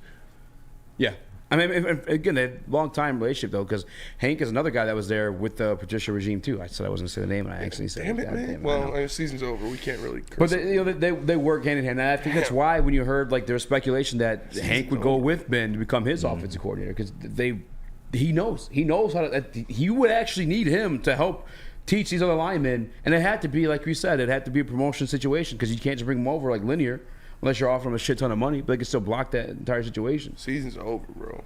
No, stop.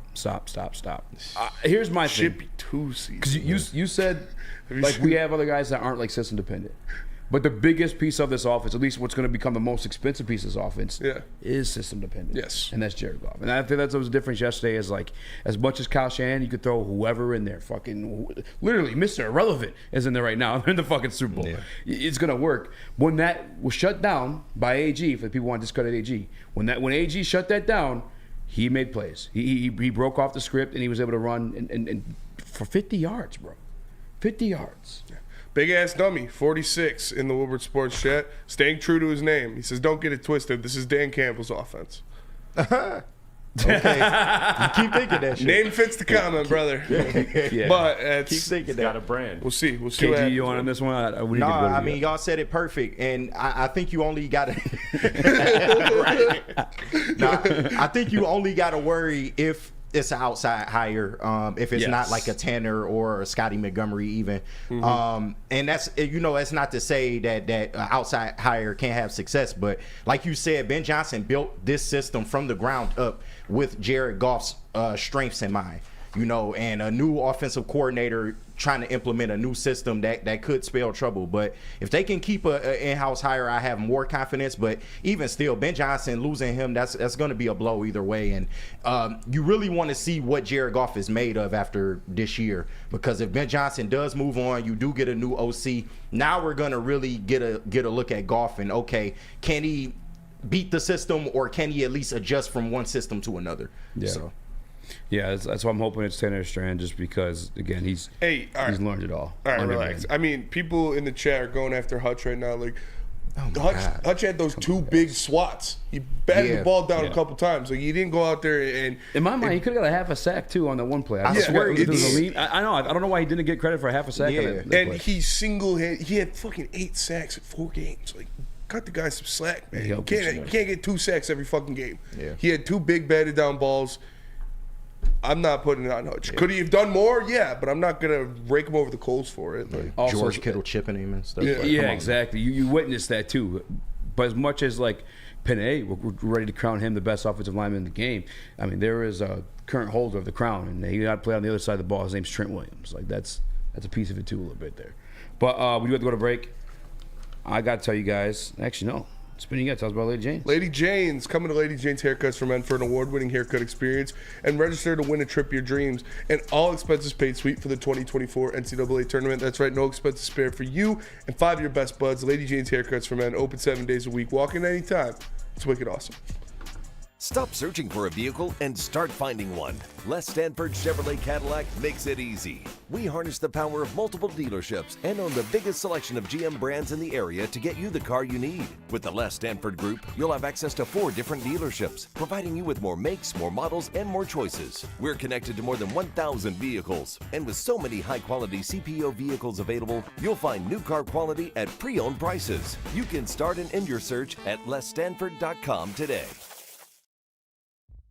Brace yourselves, Detroit. As the sun begins to set, 2 of Woodward Sports' brightest young stars will be taking the mic for a brand new show. Woodward Nights with Spooner and Broder. The dog days in Detroit are over, and the boys are unleashed. Join in on the banter and hop on the bandwagon of the #1 night show on the internet. Tune into the Woodward Sports YouTube channel every weeknight from 8 to 10 p.m. Woodward Nights with Spooner and Broder. Savor the heart of home at Big Boy with our all-new down-home comfort dishes. Feast on home-style goodness with our Southern Comfort Chicken Bowl, veal parmigiana, and apple pie hotcakes. The down-home delight doesn't stop there. Potato pancakes are back. Dive into the richness of our perfectly crafted potatoes with our classic potato pancakes and our stuffed potato pancakes. Top off your meal with our new gingerbread shake, a seamless blend of creamy vanilla and sweet gingerbread flavors. Nothing beats the comforting taste of down-home cooking. Enjoy every bite, only at Big Boy. I'm a firm believer in everything's got to be right, and everybody just thinks that it's just talent or it's just coachability, and the more talent you get and the better coaches or the more well known, then you're just automatically going to be good, and that's not the truth at all. It's not. Does it help? Yeah, it helps as long as they are compatible and there is a chemistry. And there's teamwork, and there's an unselfishness, and you leave the egos at home, and that's hard. It's hard to do that, and so you set it up. Well, now it's just going to look different, and it's got to be right again. It's got to be right. Some of the players, potentially some of the coaches, man, we've got to start over, and we got to find the right mix, the right balance, and it's got to be right. Because otherwise, you don't. I'm a firm believer. You don't have a chance if it's not. You'll become average quickly. I want to be so confident about a situation without Ben Johnson, but that man is a leader of men. He's a leader of men, but he sounds scared shitless to lose. The future. Yeah, because like you look at the list of players. Actually, we have a list of free agents. Man. Go look at the list of free agents we got. Sad, man. We have a list of free agents. Yeah, he's not scared shitless. I'm not too scared to lose too many of these guys. There are 4 people on this list. Who I'm scared of, the Ben Johnson part. I mean, we discussed it earlier, but to hear him reemphasize that and just, I get he just lost too. Wait, put that list up and put our cameras up there too. I got you. Just the way he sounded, the thing that I guess hit me most is he's speaking facts, and it's how they've built this whole entire thing is like it being compatible, it being like a chemistry, a cohesive unit, and again, that's the reason why I want Tanner to be the guy. I mean, Tanner's being groomed to become the offensive coordinator. He's already interviewing other organizations to become offensive coordinator. He's going to be the next offensive coordinator. But to hear the way he sounds, like he literally said, "I don't know if we're gonna make it back. This might be our only opportunity." He said to the players in the locker room. Fuck, man. There's only 5 or 6 players on this list I would resign. Mm-hmm. By the way, yes, we're looking at the free agents for the Detroit Lions heading into this offseason. I'm re-signing Dan Skipper. Yeah. Big Skip. I'm re-signing Graham Glasgow. Yeah. Oh, I ain't see him. I'm re-signing Jalen Reeves-Maben. I'm re-signing CJ. Jonah. No, not Jonah. That's it for me. And yeah, those are the four. Probably DPJ. Because I think you can get him cheap, and I like what he brings. You give him an actual year in the offense. I think you can bring more. How could you not re-sign Jake McQuaid, bro? I mean, long he's snapper. pivotal piece. No, honestly, he's Pro Bowl long snapper. Guys, I am bringing back for sure. Though. Will Harris maybe too. Yeah. Like just no. You can get him cheap. You should be executed in fucking Southwest Detroit for that stadium. Get him cheap. He's a good special teams guy. No offense to him, but nah. Yeah, no. Good special teams guy. I'm good, love. Do you buy super low on Mosley again? Okay, so that's what I was gonna get to. Emmanuel Mosley, I give him an opportunity if he wants to, because I think that's a cheap situation. Not cheap. That sounds offensive. That's a affordable option. I feel like after the injuries. Yeah, you're out of football though. Yeah, but that's why affordable, right? Like he could return to what he was, and I don't have to pay him a shit ton to be that. I wouldn't make him my focal point though. I'd sign him as a depth piece. That's what it's going to be, right? Yeah. It's not going to be, I mean, if he plays his way onto the starting lineup, he will. Yeah. Another guy like that too, DPJ. DPJ, I think, is another affordable piece you want to bring back. Piece to bring in, yeah. Dan Skipper, another affordable piece you can bring back. Jonah, that's where things get pricey. Josh, I would bring him back again if it's affordable. And I'm letting Jonah and Josh walk. Yeah. Jonah, I'm cool with walking. Josh, I'd prefer to bring him back. I think it depends what he's like asking for. I think DPJ could fill into that role. I think Jameson Williams takes a step forward as wide receiver 2 next year, and I think DPJ could fill that wide receiver 3 role. And remember, Khalif's going to be back too. We didn't have him. That's another dependable set of hands. I think the biggest person you need to sign on this list, that's Graham Glasgow. You need to bring Graham back. Like not only because he's my brother, but with Jonah, I think you let Jonah walk, unfortunately. Like, he's good. He's very good when he plays, but he can't stay healthy. He's going to outprice himself. I don't trust signing him to a long-term deal because of his injury history. I think you can get you can get Graham for cheaper. Yeah. And I think he's better. Like, I think Graham is better when it's all said and done. And we saw in this game, first half at least, they dominated. Like Yodi looked fine. Yeah, Yodi didn't do any, but he looked good to me. Like so, they got to him in the second half a few times. Yeah, but still, like overall, though, you'll take that for a guy that wasn't supposed to be there. Yeah, you know what I'm saying? You'll take that against the best defensive line in the NFL. You'll take that for sure. So absolutely, I would definitely make it a point to re-sign Graham. Number one's your brother. Number one is my brother. Number one's Graham. Shout out Graham. Bring him back, and then Skip. I think they use Skip a lot in this offense. I think Skip ain't going on. Yeah, he's a cheap option, easy. Jalen Reeves-Maben. I think is he an made the important team piece as to like sign. a practice squad guy, and then was getting signed for the rest of the year. And then Germ. Yeah. So Germ for sure. So you're saying DPJ over Josh though? After listening to Dan Campbell speak about cohesiveness and compatibleness and chemistry. Yes. Because that's a guy who's been with golf for a long time. Yeah. I'm going Josh. If he depends on the numbers. Obviously, he's probably going to be number one right now. Half the price of Josh Reynolds. But he ain't doing what Josh Reynolds doing. He don't have the chemistry. I'm sure he can drop balls in the championship. Yeah, I'm sure he can drop balls. I'm sure he could drop a couple balls or two. Like the disrespect. He carried us in the first half of that Rams game. He did. First quarter. He did. But like I said, I think Jameson Williams will step up. It depends what he's asking for. If he's asking for, I don't think he's going to be asking for anything crazy. This is his third contract. I think he's getting older. Yeah, I don't think he's ever got a big contract though. Like, remember this? He got cut before here. What's your number on him? Because we got, he got signed for 2 years. Yeah, I think it was like 2 years. It was like $1 million. I think it was signed for. If you want to pull it up, because you got your laptop, I believe he got signed for like a $1.5 million deal with a couple of incentives. CJ, I would bring like CJ $1 million back each for year. sure. Oh, okay, yeah. If you can get CJ for the same kind of deal, can you pull up his contract? 1 year, $6 million. I'd do that for sure. I mean, I'm pretty sure. Yeah. Who do you think is the better receiver between the two, DPJ or Josh? I think pound for pound, you probably could do a lot. I think DPJ is more talented. That's tough. Yeah, I do think DPJ is more talented. But as Campbell was just saying, like the compatibility, the cohesiveness, like you got to look at Josh Reynolds. It was 2 years, $6 million. Okay, I'd do that. You know what I'm saying? Like, ain't nothing. And by the way, that's up to $6 million. I'm not mistaken with the incentives. Yeah, his cap hits. Well, no, it's fully guaranteed.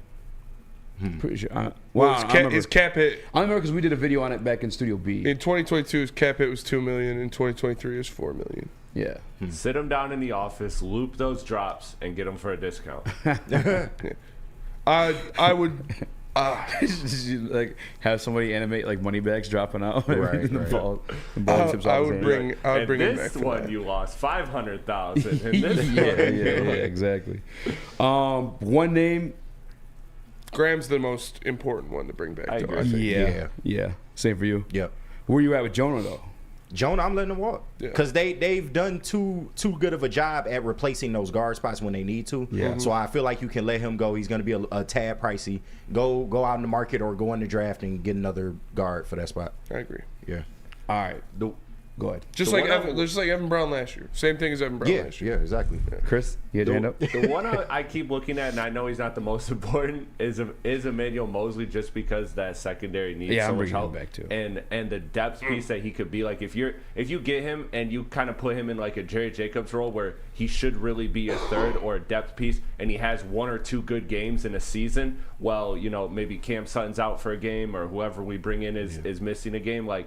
That's, I think, an extremely, you could buy real low, high reward, low risk. Absolutely. I would sign him to a contract for sure. Like, his was another what, 1 year, $6 million? Yeah, I would do something like that. But like, 85% of it is only guaranteed if you play over 10 games. Can they do that?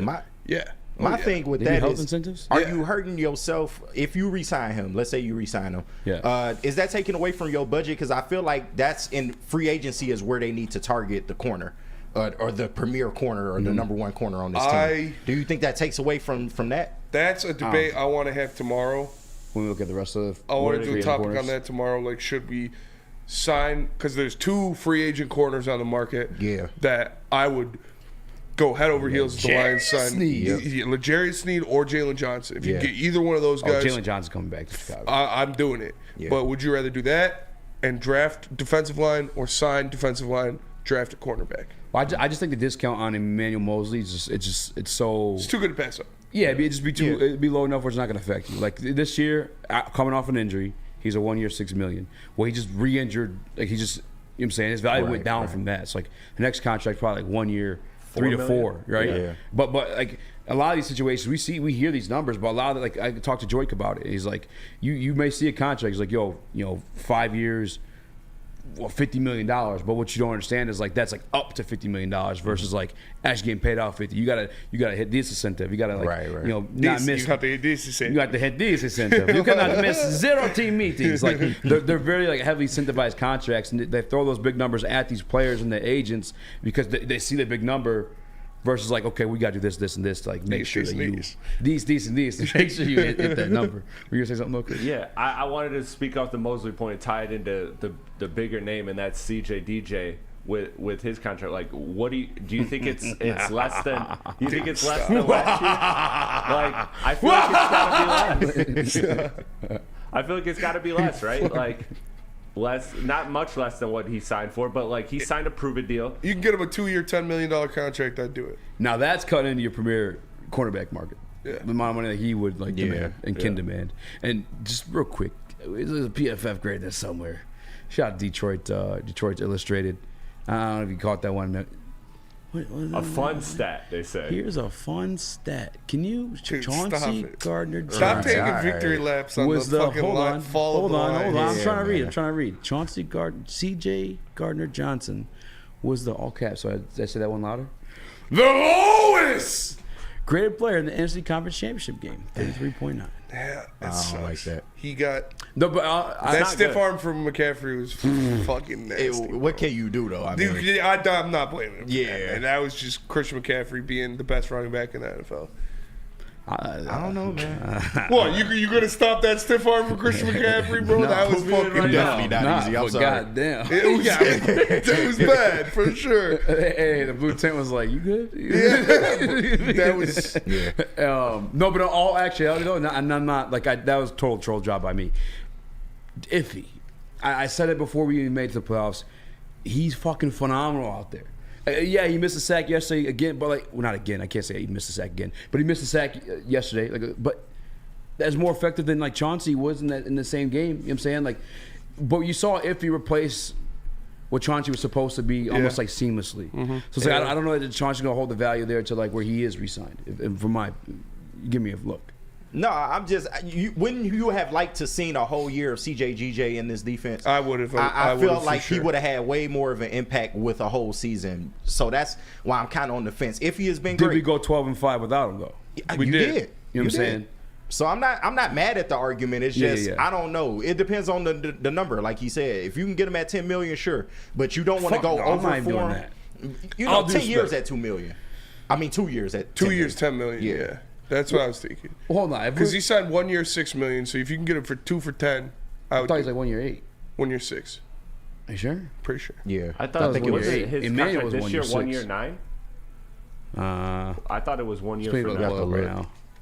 But if it's 1 year, $6.5 million. Let him go. 1 year 6. Damn, it was that low. That's what I'm saying, bro. It was a prove it deal. If you can get him for 2 years, $10 million, I would do it for sure. And I don't see why he would turn that down. I mean, he didn't have a full season, so I think it's a good spot for him. He likes AG. He likes AG. I'd be willing. He likes the city. He hates Eazy. I'd be willing to pizza bet that he's not a Detroit Lion. I wouldn't bet on that because I could definitely see it happening. Yeah, like if like I get. No, actually, I don't get it. If Fonte Melifonwu did what he's supposed to do, if not better, and at a cheaper price, you got to load his safety room. Yeah, like he's not. But if anyone wants to take a bet, it's here. I'm just saying. He could be like the Jamal Williams, where it's like everybody expected him to be back, not comparing their production, but like last year, everybody expected Jamal to be back because of because of his performance and all that. So I could see a world in which that's like the shocking move, where you're just like, wow, I kind of expected DJ to be back, because when you look at it, there's kind of there's maybe there is a reason with your point, but I don't really see a strong reason to not re-sign him if it's not a good price. It's fair. And we do got to go to break. We'll be back. We're opening the phone lines coming up next. So call me. Drop that number in the chat for us, Chris, and pin it so people could call in. We can hear their topic and how they feel about that tough loss the Lions suffered yesterday in the NFC Teddy Championship. Fresh, Eazy just be saying shit. How so, brother? Was Fonte Melifonwu not amazing for the Detroit Lions? Tell us about your meet. I just be saying shit. You just be saying shit. I'd take CJ back on a nice contract. I don't think it's gonna happen. I don't think it's gonna happen either, but I would take it. Yeah. Fairway Packing Company. Well, okay, hold on. Actually, fuck this.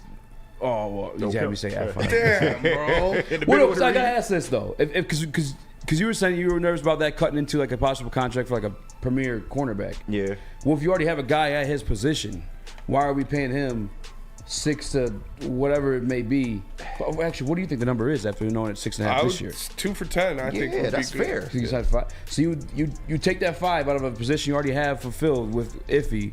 You take the $5 million versus chasing like a top tier guy. When you look at it, that you need somebody at. You got Ryan Branch playing more of a nickel role, so you can still use CJ's services. Like you know, that's just my thinking. But and Tracy making $7 million next year. Damn, $12 million cap hit next year. So Tracy would have to go. He gone. Yeah. Pro Bowler. Yeah, I'd rather have that $5 million to put it towards like Legarius. Which I think Jalen's going back to the Chicago Bears, but that's me personally. We'll figure it out. To the guy who said I just be talking shit, call in. We're gonna get out the number. We'll get it in the Woodward Sports chat. Favorite Pack Company. All right. For 6 years, we provide Michigan's finest hotels, restaurants, and casinos with the finest prime beef, dry aged beef, and Wagyu beef. Make sure you guys give them a call or get it ordered to your doorstep. That's fairwaypacking.com or stop for Grab and Go Steaks in Grosse Pointe.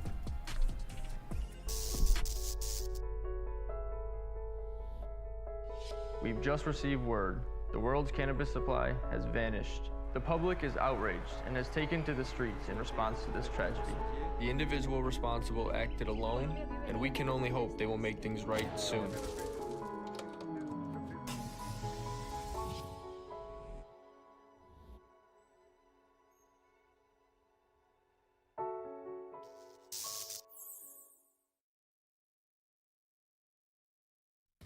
Game is won in the trenches, and our big fellas don't mess around. The Woodward Heavyweights on Woodward Sports.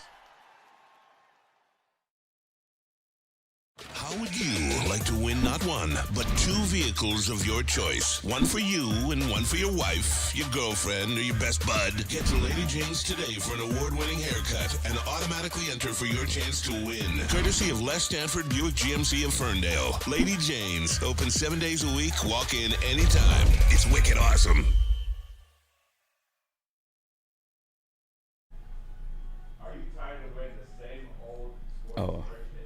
And sports wearables, new designs, amazing appeal, and the ultimate swag. Check out Woodward Sports' latest gear at woodwardsports.com by clicking the shop tab. They got hoodies, tees, and hats, all guaranteed to turn heads. Get the latest designs today at woodwardsports.com by clicking the shop tab. What up, though? Welcome back to World Heavyweights Live on WoodwardSports.com. I'm your boy Eazy, joined by my guy Spin Rax, young Chris, KG. The phone lines are open. So if you'd like to call and make a case for CJGJ, like to call or anything else, doesn't just have to be that. You complain about Aiden. You want to call and complain about AG. A lot of things I don't want to hear. We're gonna have a quick trigger finger. You do so. We're gonna have KG has a quick trigger finger, and we do have a safe word. Does KG know the safe word? Hold on. What's the safe word? I don't know the safe word. Do we have a safe word? Yeah, we do. What's the safe word? Pineapples? What is it? We can't say. Well, just text it. If Adam Baydoun and I agree on any topic, it's got to be right. We never agree on anything. There's very few things him and I agree on, to be honest with you, outside of politics. But Adam says, I just wanted to make sure Eazy knows I have his back over that pathetic, and this is his words, not mine, over that pathetic ass, quote unquote, player, CJGJ, fake ass motherfucker who talks too damn much for a scrub. Damn.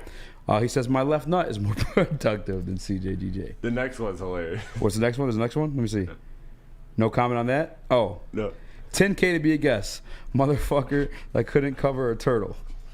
He'd have to pay me 10K to do that interview at this point now. But anyway, I just want to get those comments out the way. Those are his words, not mine. We have a caller? Yeah, we do got a caller. We got Baxter on the line. Baxter. David, you've been waiting for a minute. What's up, man? How you doing, sir? Yeah, what's up, fellas? I'm doing all right, man. I would ask how you guys are doing, but it's probably the same feeling as me, yeah, man. That's for sure. Pain. So I'm gonna start off by I love Dan Campbell. I love this whole entire team. All right. I was at my brother's house watching the game over in Detroit. And first half, amazing, obviously. You know, going into halftime 24/7. But it being in the middle of the third quarter, 24-10, you're up 14 points. You're on the 28 fucking yard line? Excuse my language. If you go for it and you don't get it, that momentum switches. That kind of lets down your offense. You know, their confidence goes down. If you kick it, and I know it's not a guaranteed field goal, but if you kick it and miss, that's not a blow to your offense. You see what I'm saying? Mm-hmm. And also, if you make that, you go up 3 possessions. You know, so since we missed that field goal or missed that fourth down conversion, they go score. Now you're only up 7. That's 1 possession. I mean, I feel like Dan needs to kind of look back, watch the tape, and have some more situational awareness. You know, there's times to be aggressive during the season, going for it. I feel, you know, and I'm okay with it. But in the NFC Championship, you take them points. No, I appreciate you, man. You know, I agree. There is actually one point where I actually appreciate you, Baxter. Outside of the field goal, I do wish. Yeah. Because we were at the 2-yard line, 3-yard line before the end of half. We kicked that field goal. Yeah. I wanted to go for it then. It was like a gimme. You know what I'm saying? Yeah. I would have ran. I mean, that's just me personally. By the way, you could have. We should have won that game. Yeah, should have won that game. Gibbs fell before he caught that screen. He doesn't fall. That's a touchdown. You're gonna, you live and die by the sword, man. It's what Dan Campbell is. It's what he did to get us this far. He's not gonna change things now just because it's the NFC Championship game. Shout out to Baxter for calling in. By the way. Shout out to Baxter. I got another call if y'all want to take one. Who we got? Max. What Chauncey got? Johnson calling. Max, how you feeling, Max? Hey, I'm feeling pretty good. How are y'all? I'm all right, man. Been better, but I'm doing better now. you know, honestly. Yeah, right. So I just wanted to say, obviously everybody's feeling down right now and stuff, but I just watched the best season of Lions I've ever watched my entire life. And I mean, obviously I wanted to win, but goddamn, that was a good season. Yeah. And I know, it hurts and everything, but I mean, they're coming back next year, and next year we really have an opportunity to not only have the Lombardi Trophy in Detroit, but the Stanley Cup. I mean, this is a great year for Detroit sports fans. You're damn right. Next year coming, I mean. You're damn right, Max. We got a lot of great things to look forward. The Red Wings got a wagon, and they're, especially with these young defensemen they got coming up, they're going to be even better next year. The Red Wings are on a great trajectory. The Lions are on a great trajectory. The Pistons, they can't go up. They can't get worse. Hey, upset win Yeah, yesterday. there it is. Yeah. And I'm actually excited for the Tigers this year. I think the Tigers could win the Central this year. So I appreciate you calling in, Max. Definitely. People needed that call. Needed that positivity, and I agree with you, brother. Next year could be a lot of good things for the city of Detroit. It's my year next year. Absolutely. Thanks, Max. KG. So we have Baxter. We have Max. Who we got next? Spot. We got Rufus next. We ain't got nobody right now. I was like, Baxter and Max. Damn, we got Spot up. Premier pet spot right there. Coming in the spot.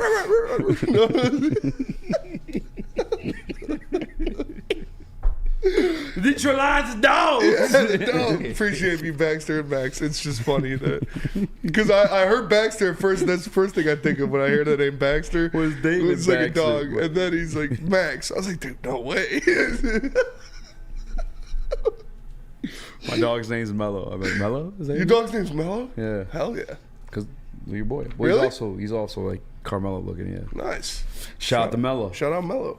I didn't know that. Why did you take you a little so long to tell me that?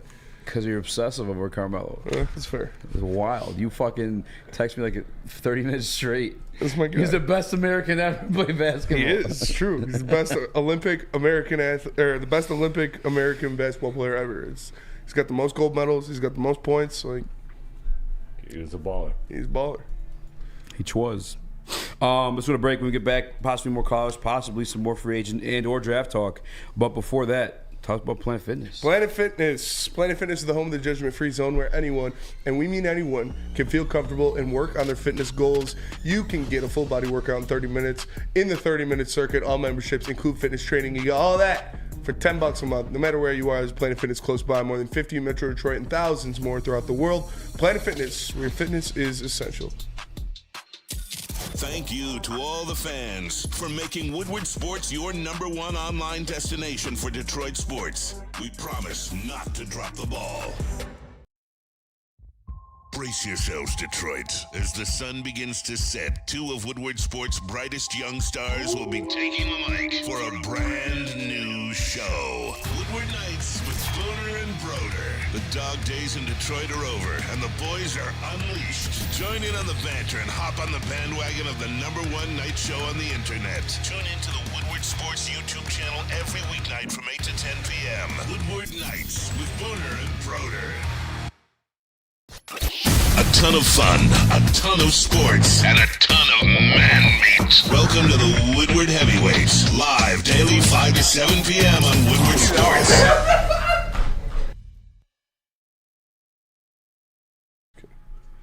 Swiss Insurance, the best insurance in the game. Make sure you guys link up with my guy Mark. That's Mark at SwissINS.com. We'll give him a call at 248.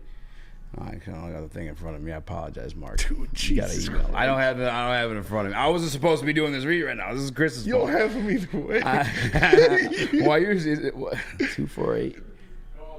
248. 248-290-8242. Nope, that's Mark White. 248 400 4177. Sound it out. Sound it out. Email Mark at SwissINS.com. Make sure you guys send me your mock drafts. What up the fuck? I'm sorry, Mark. I gotta get that. You gotta get your reads, bro. I'll take Well, no, blame I for had that. Feldman in my head, so I'm ready to. I'll take blame for that. That's on me. You know, it's all right. Welcome back to World Heavyweights Live Chris too Sports.com. busy in there Yeah. shouting out his favorite country. Hit the like button, 5-star video Relax. podcast platforms. Hey, yo, Fucking yeah, that relax, was buddy. What we're not gonna do is start that. Who we got on the line? Nick's not here, so it's gotta be you. We got Brendan on the Doesn't line. gotta be. Brendan. We got Brandon on the track. A real human name. Brendan, how you feeling, brother? Hey, what's going on, man? What Not up, man? much, dude. Hey, Brandon, you still there? Cutting out, Brendan. Yes, sir. I got you. What's going on? hey, man. I know we're all in the dumps today, we're all feeling grateful, but not yet has anyone talked about those great plays in the first half.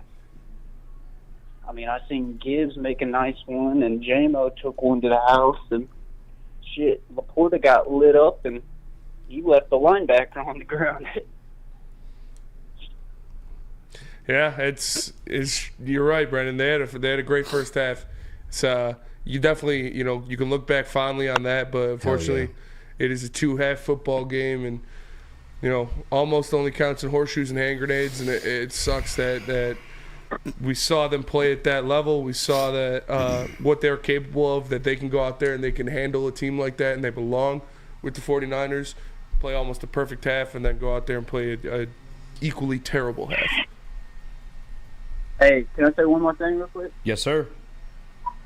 I had went to bed last night thinking that this might be the best thing that could have happened to this team. No, Other than can't winning do the it. Super Sorry, Bowl KG, itself. cut him off. Brendan, appreciate you, Hey, man. whoa, I'm why? sorry. Why? That shit pissed me off against when Answer and Stick were saying it against the Cowboys. It's true with the Cowboys. No, it's not. It's true with the the best Cowboys. thing that happened to this team would be to win the It's game. always I'm Well, in sorry. this situation, Brendan, yes. appreciate you calling in, but no. The best thing that could have happened for this team would be for them to win and All right, go that's to the true Super for this Bowl. one. Yeah. I agree with the Cowboys one though. Like that lit a fire under their ass. They said so themselves. In Hudson and Amon Ross, brother, same.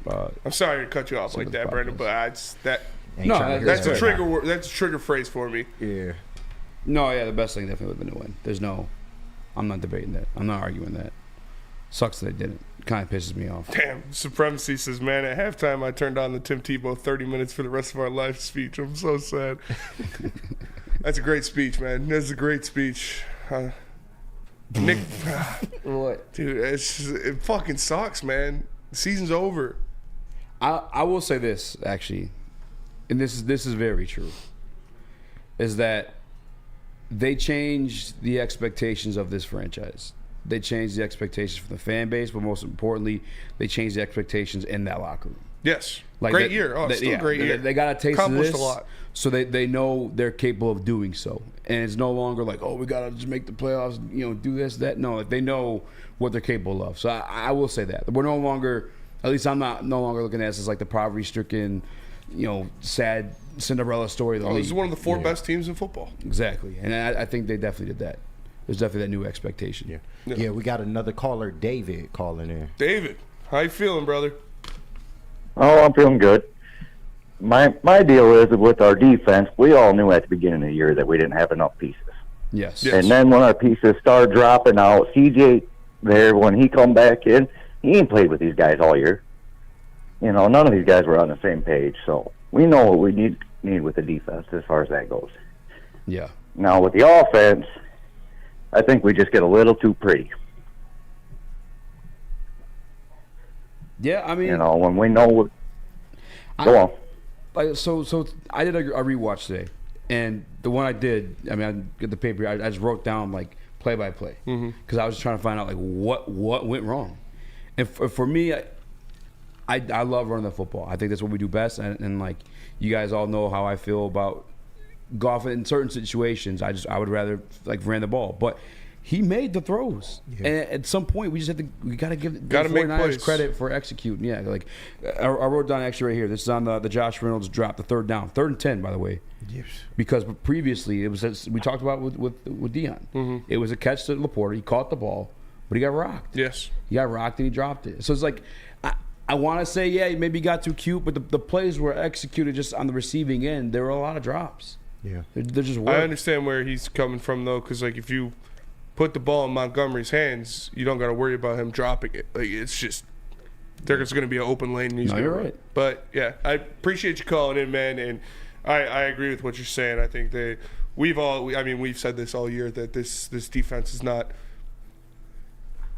elite enough, or they're a couple pieces off. They're 2 pieces off. I think they're a secondary edge rusher and a cornerback off from being a very, very good defense in the NFL. So we'll see. They're definitely going to address that in the offseason, and they're going to come back in the next year. Dion said it. We have one of the best drafters in the NFL, if not the best drafter in the NFL. And be honest, like, you don't even, I mean, all due respect, you don't need Dion to tell you that. Yeah. Everybody should know that by now. Yes. I mean, Brad Holmes is out cold when it comes to that draft. Yeah. David, I appreciate you calling in, brother. Yeah, appreciate you, man. And it's I said it 5 times already today that they didn't make enough plays. Nobody's just going to give you the NFC Championship game. You got to go out there and take it. And in the second half, the Lions did not make plays. Actually, I do want to apologize, Dave, because I thought they got cute on those 4th down plays. Yes. At least the very first one. And we foreshadowed the game, unfortunately, on Tuesday when I said in that 3rd and 1 situation, those 4th and 2 situations, run the fucking ball. It's a good call by David. It's what we do best. Yeah.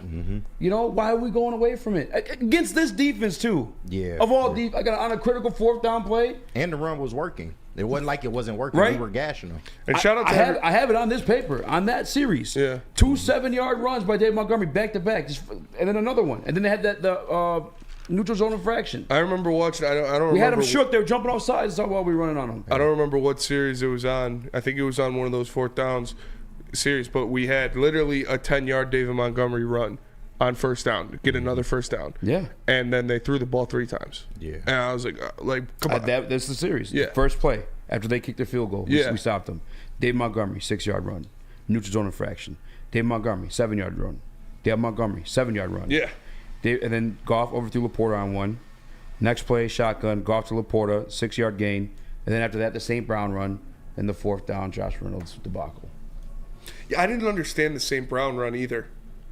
I understand getting the ball to him, I guess. I mean, but it wasn't a good time to call. That was not a good time. I didn't hate it. I didn't hate it, but I was like, it didn't do anything. Just give it to Monty. Yeah. 2 yards. Yeah. Actually, you know what? To David's point, I actually just completely apologize. David, you're 100% right. Got too cute. That is getting too cute. That is the definition of getting too cute. Yeah, you don't got to put St. Brown in the backfield to get him the ball. I understand wanting to put the ball in his hands, but David Montgomery is gashing this team. Just give him the ball, man. Yeah. But and I tell you what, as we thought it would be on Tuesday, if Debo wasn't in that game, that's a W for sure. He was for sure a difference maker for those guys. I underestimate how good Debo was. He did not look hurt. Why, right? Like, what the fuck? He did not look hurt. He did not look hurt, man. He even took some shots too, and he a cheap shot from CJGJ. Yeah, I didn't see that. I think I was getting pizza when they did the replay of the Malcolm. How'd you guys feel about the cheap shot? By the way, I didn't feel. Like I said, I didn't even see it. Dude, it was a soft. I mean, to me, it was soft. Was that a soft call, KG? Yeah, I thought so. I feel like I've seen way worse not called. Romeo and Cora actually. Knocked the hell out of Chicago, and that was all good. Or the James Houston one that they got away with. Bro, he barely. By the way, shout out to the referees though. They did let that James Houston one was egregious. I was like, "There's no way they didn't." I was got away with one right there. God, they ain't called it, bro. And that was on 3rd and 20. Yes, it was. They would have fresh set it down. So we got really lucky. Yeah, I was extremely. The refs definitely held it in their pocket a lot in that game. They were letting the guys play, which I respect. Shout out David Cohen. He's 100% right. They got too cute. Yeah. Got too cute. Well, let me tell you guys about Big Boy. Wintertime in Detroit is always better with comfort foods from Big Boy. Try the veal parmesan or the new Southern Comfort Chicken Bowl. How about the breakfast? The stuffed potato pancakes are back. The classic lumberjack Santa Fe Garden. Also, the new apple pie hotcakes that are too good to miss. Top it all off with a gingerbread shake for dessert. Stop by your local Big Boy today. Your home is your most important asset. Flexibility in the sales process is key. When you work with Mark White & Associates, you can cancel at any time, for any reason, without penalty. Speaking of flexibility, check this out. Who you work with matters. Hire the best broker in the game.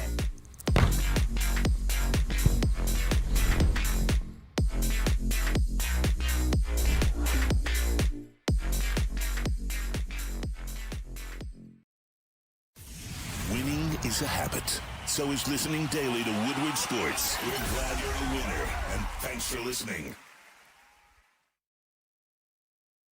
Planet Fitness, you can get energy without the judgment. Hi, can you help me with this? You don't know how to use it? This is better. Join now through January 19th for just 24 cents down, $10 a month. Never intimidating, always free fitness training and equipment for every workout. Join today during the Big Fitness Energy Sale for 24 cents down, $10 a month. Cancel anytime. Deal extended through January 19th. Over 50 Metro Detroit locations.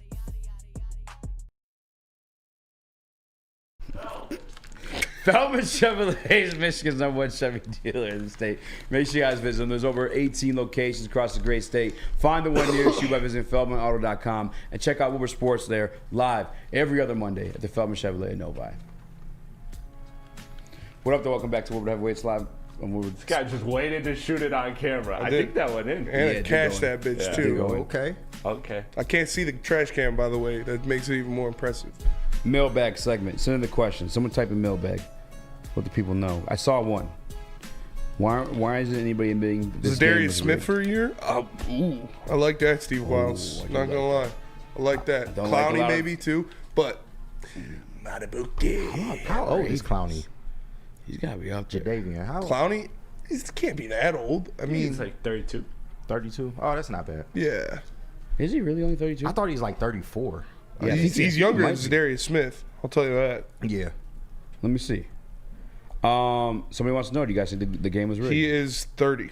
Oh, 30. Wow, he is young. I tell you, I know. How old was he when he was drafted? Yeah. Probably like, 22. He's been in the league forever. Right, I think he's been in the league. Yeah, when the fuck? Hold on. That's why I thought he was older. He's been in the league for a long time. What year was he drafted? He was drafted 2014. Yeah, that makes sense. So 10 years? That was my senior year. Yeah. Damn. Yeah. So he was what? My 10-year anniversary is this year. So he was 20 when he was drafted. Yeah. Yeah. Damn. So I thought he'd be like 21. No. Or probably you once just the got to season do started, 2 he was years 21. in college. Yeah. Oh wow. Yeah, he was young. I remember that hit he put on Vincent Smith, man. That That's what made him #1 overall pick. He fucked that man's life up, dude. That grip the football with one hand like a Nerf ball, dude. That was crazy. That shit was insane. Yeah. That'd be a good veteran pickup. It was right after I'm they here gave for it. Michigan the ball, which like it wasn't. They didn't get the first down. Man, that was one of the nastiest hits I've ever seen. Red Wings fan club asked, "Do you think if they actually signed a decent kicker before the season, they would still play so aggressive?" Yes, I do. I think. Well, he made a 56-yarder against the Rams. I think that that's just Dan Campbell, man. It's just Dan Campbell. That's who he is. He's gonna go for it. He trusts his guys. He tries to win the game. So I think they still. You think for real? Unless Even it's like Justin Tucker or Matt Prater or somebody who's literally He made a automatic. 56-yarder. We have that video if you want me to play of Dan explain the 4 downs, or do you want to save that for tomorrow? I'll save it for tomorrow. No, play it. Save it for tomorrow. You guys are disagreeing. I don't know what to do. Play it, Chris. Play it. I don't know what to do. Who got you in here, Chris? Who kept you in it? No, I'm just kidding. Yeah. Play it, because I do want to hear it. I do want to hear No, it. he's just trying to kill. No, I'm just kidding. Play it. Okay, now that you guys Play agree, it. I'll if play you really, it. If you really want to play it. You about to not play it? I do want to play it. That's crazy. I'm deleting your number on my phone. 4th down decisions that were critical in the second half. Better Neither not one say was. What? 2 4th down decisions that were critical in the second half. Neither one was converted. Particularly the second one. Why not take a field goal there and maybe stem the bleeding a little bit? Yeah, I just felt really good about us converting and getting our momentum and not letting them play long ball. They were bleeding the clock out. That's what they do. And I wanted to get the upper hand back, and it's easy hindsight, and I get it, I get that. But I don't regret those decisions, and that's hard. It's hard because, we didn't come through. It wasn't able to work out, but I don't. And I understand the scrutiny I'll get. That's part of the gig, man. But, we just didn't work out. And I feel Dan, man. He believes that this offense can get you 3 yards. And I agree with him. I believe that this offense on any single play could get you 3 yards. He believes in his guys. That's how he coaches. He went for it. It was there. They didn't execute.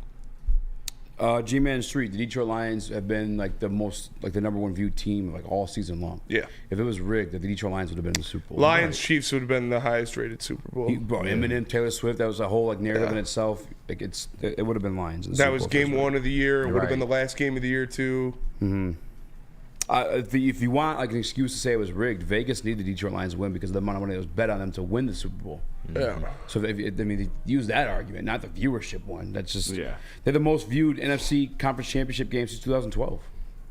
And again, this is the modern era of like streaming, where you just like go to streamdirection.com and like watch whatever game you want. Stream Weast. Yar.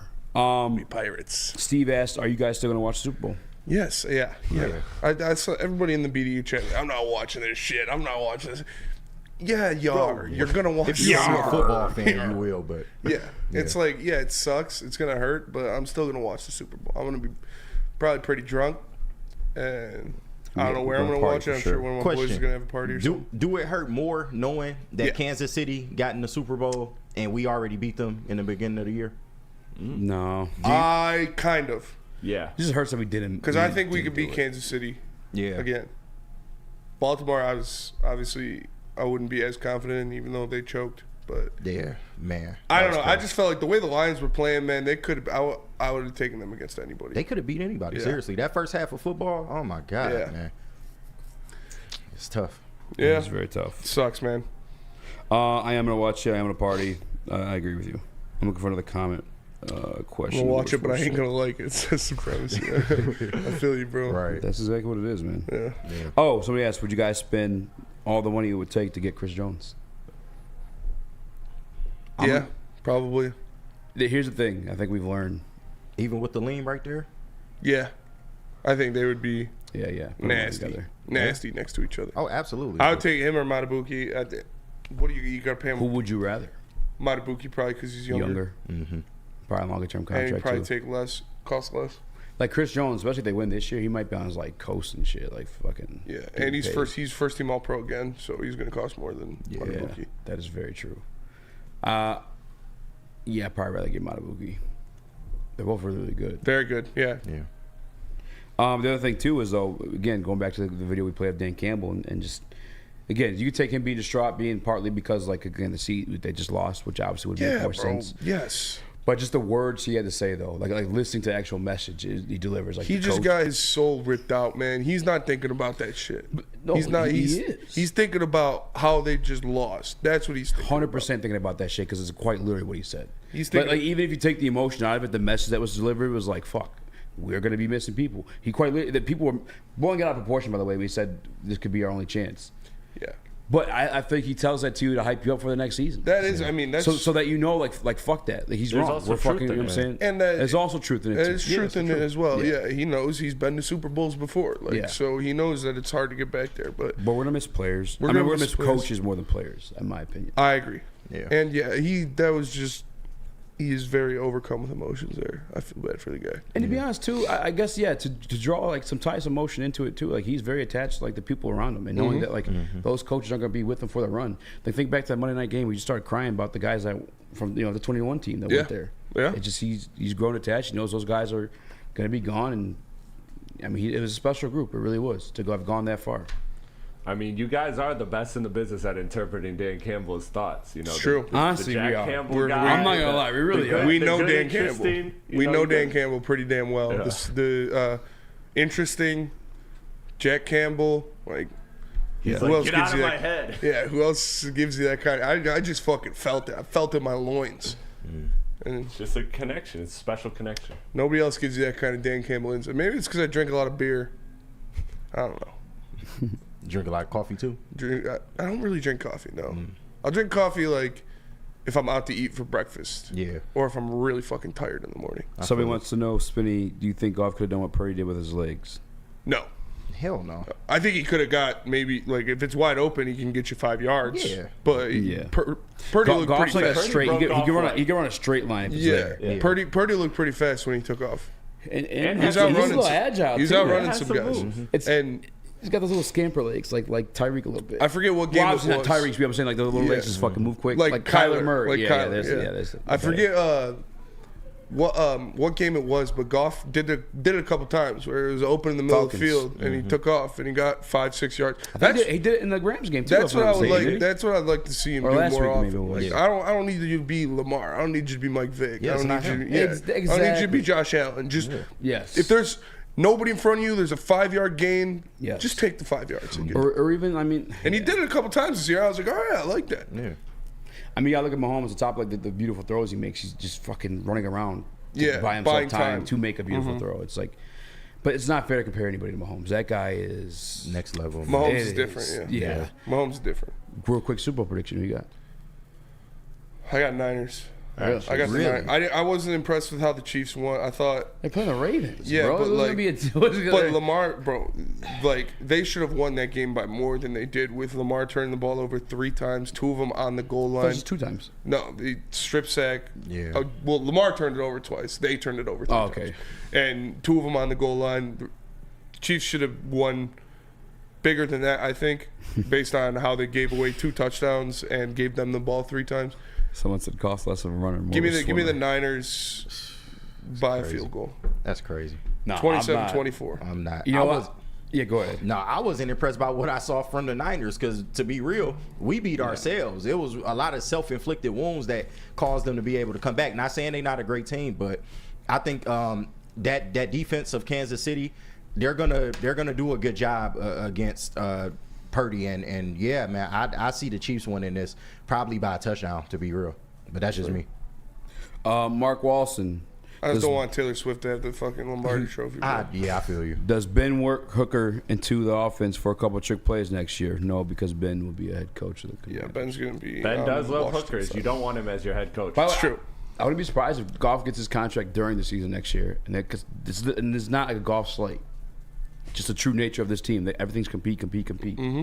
I'm sure they're going to give him, especially with the new offensive coordinator, give him every opportunity to compete for whatever it may be. Or it's how they are, man. Everyone competes.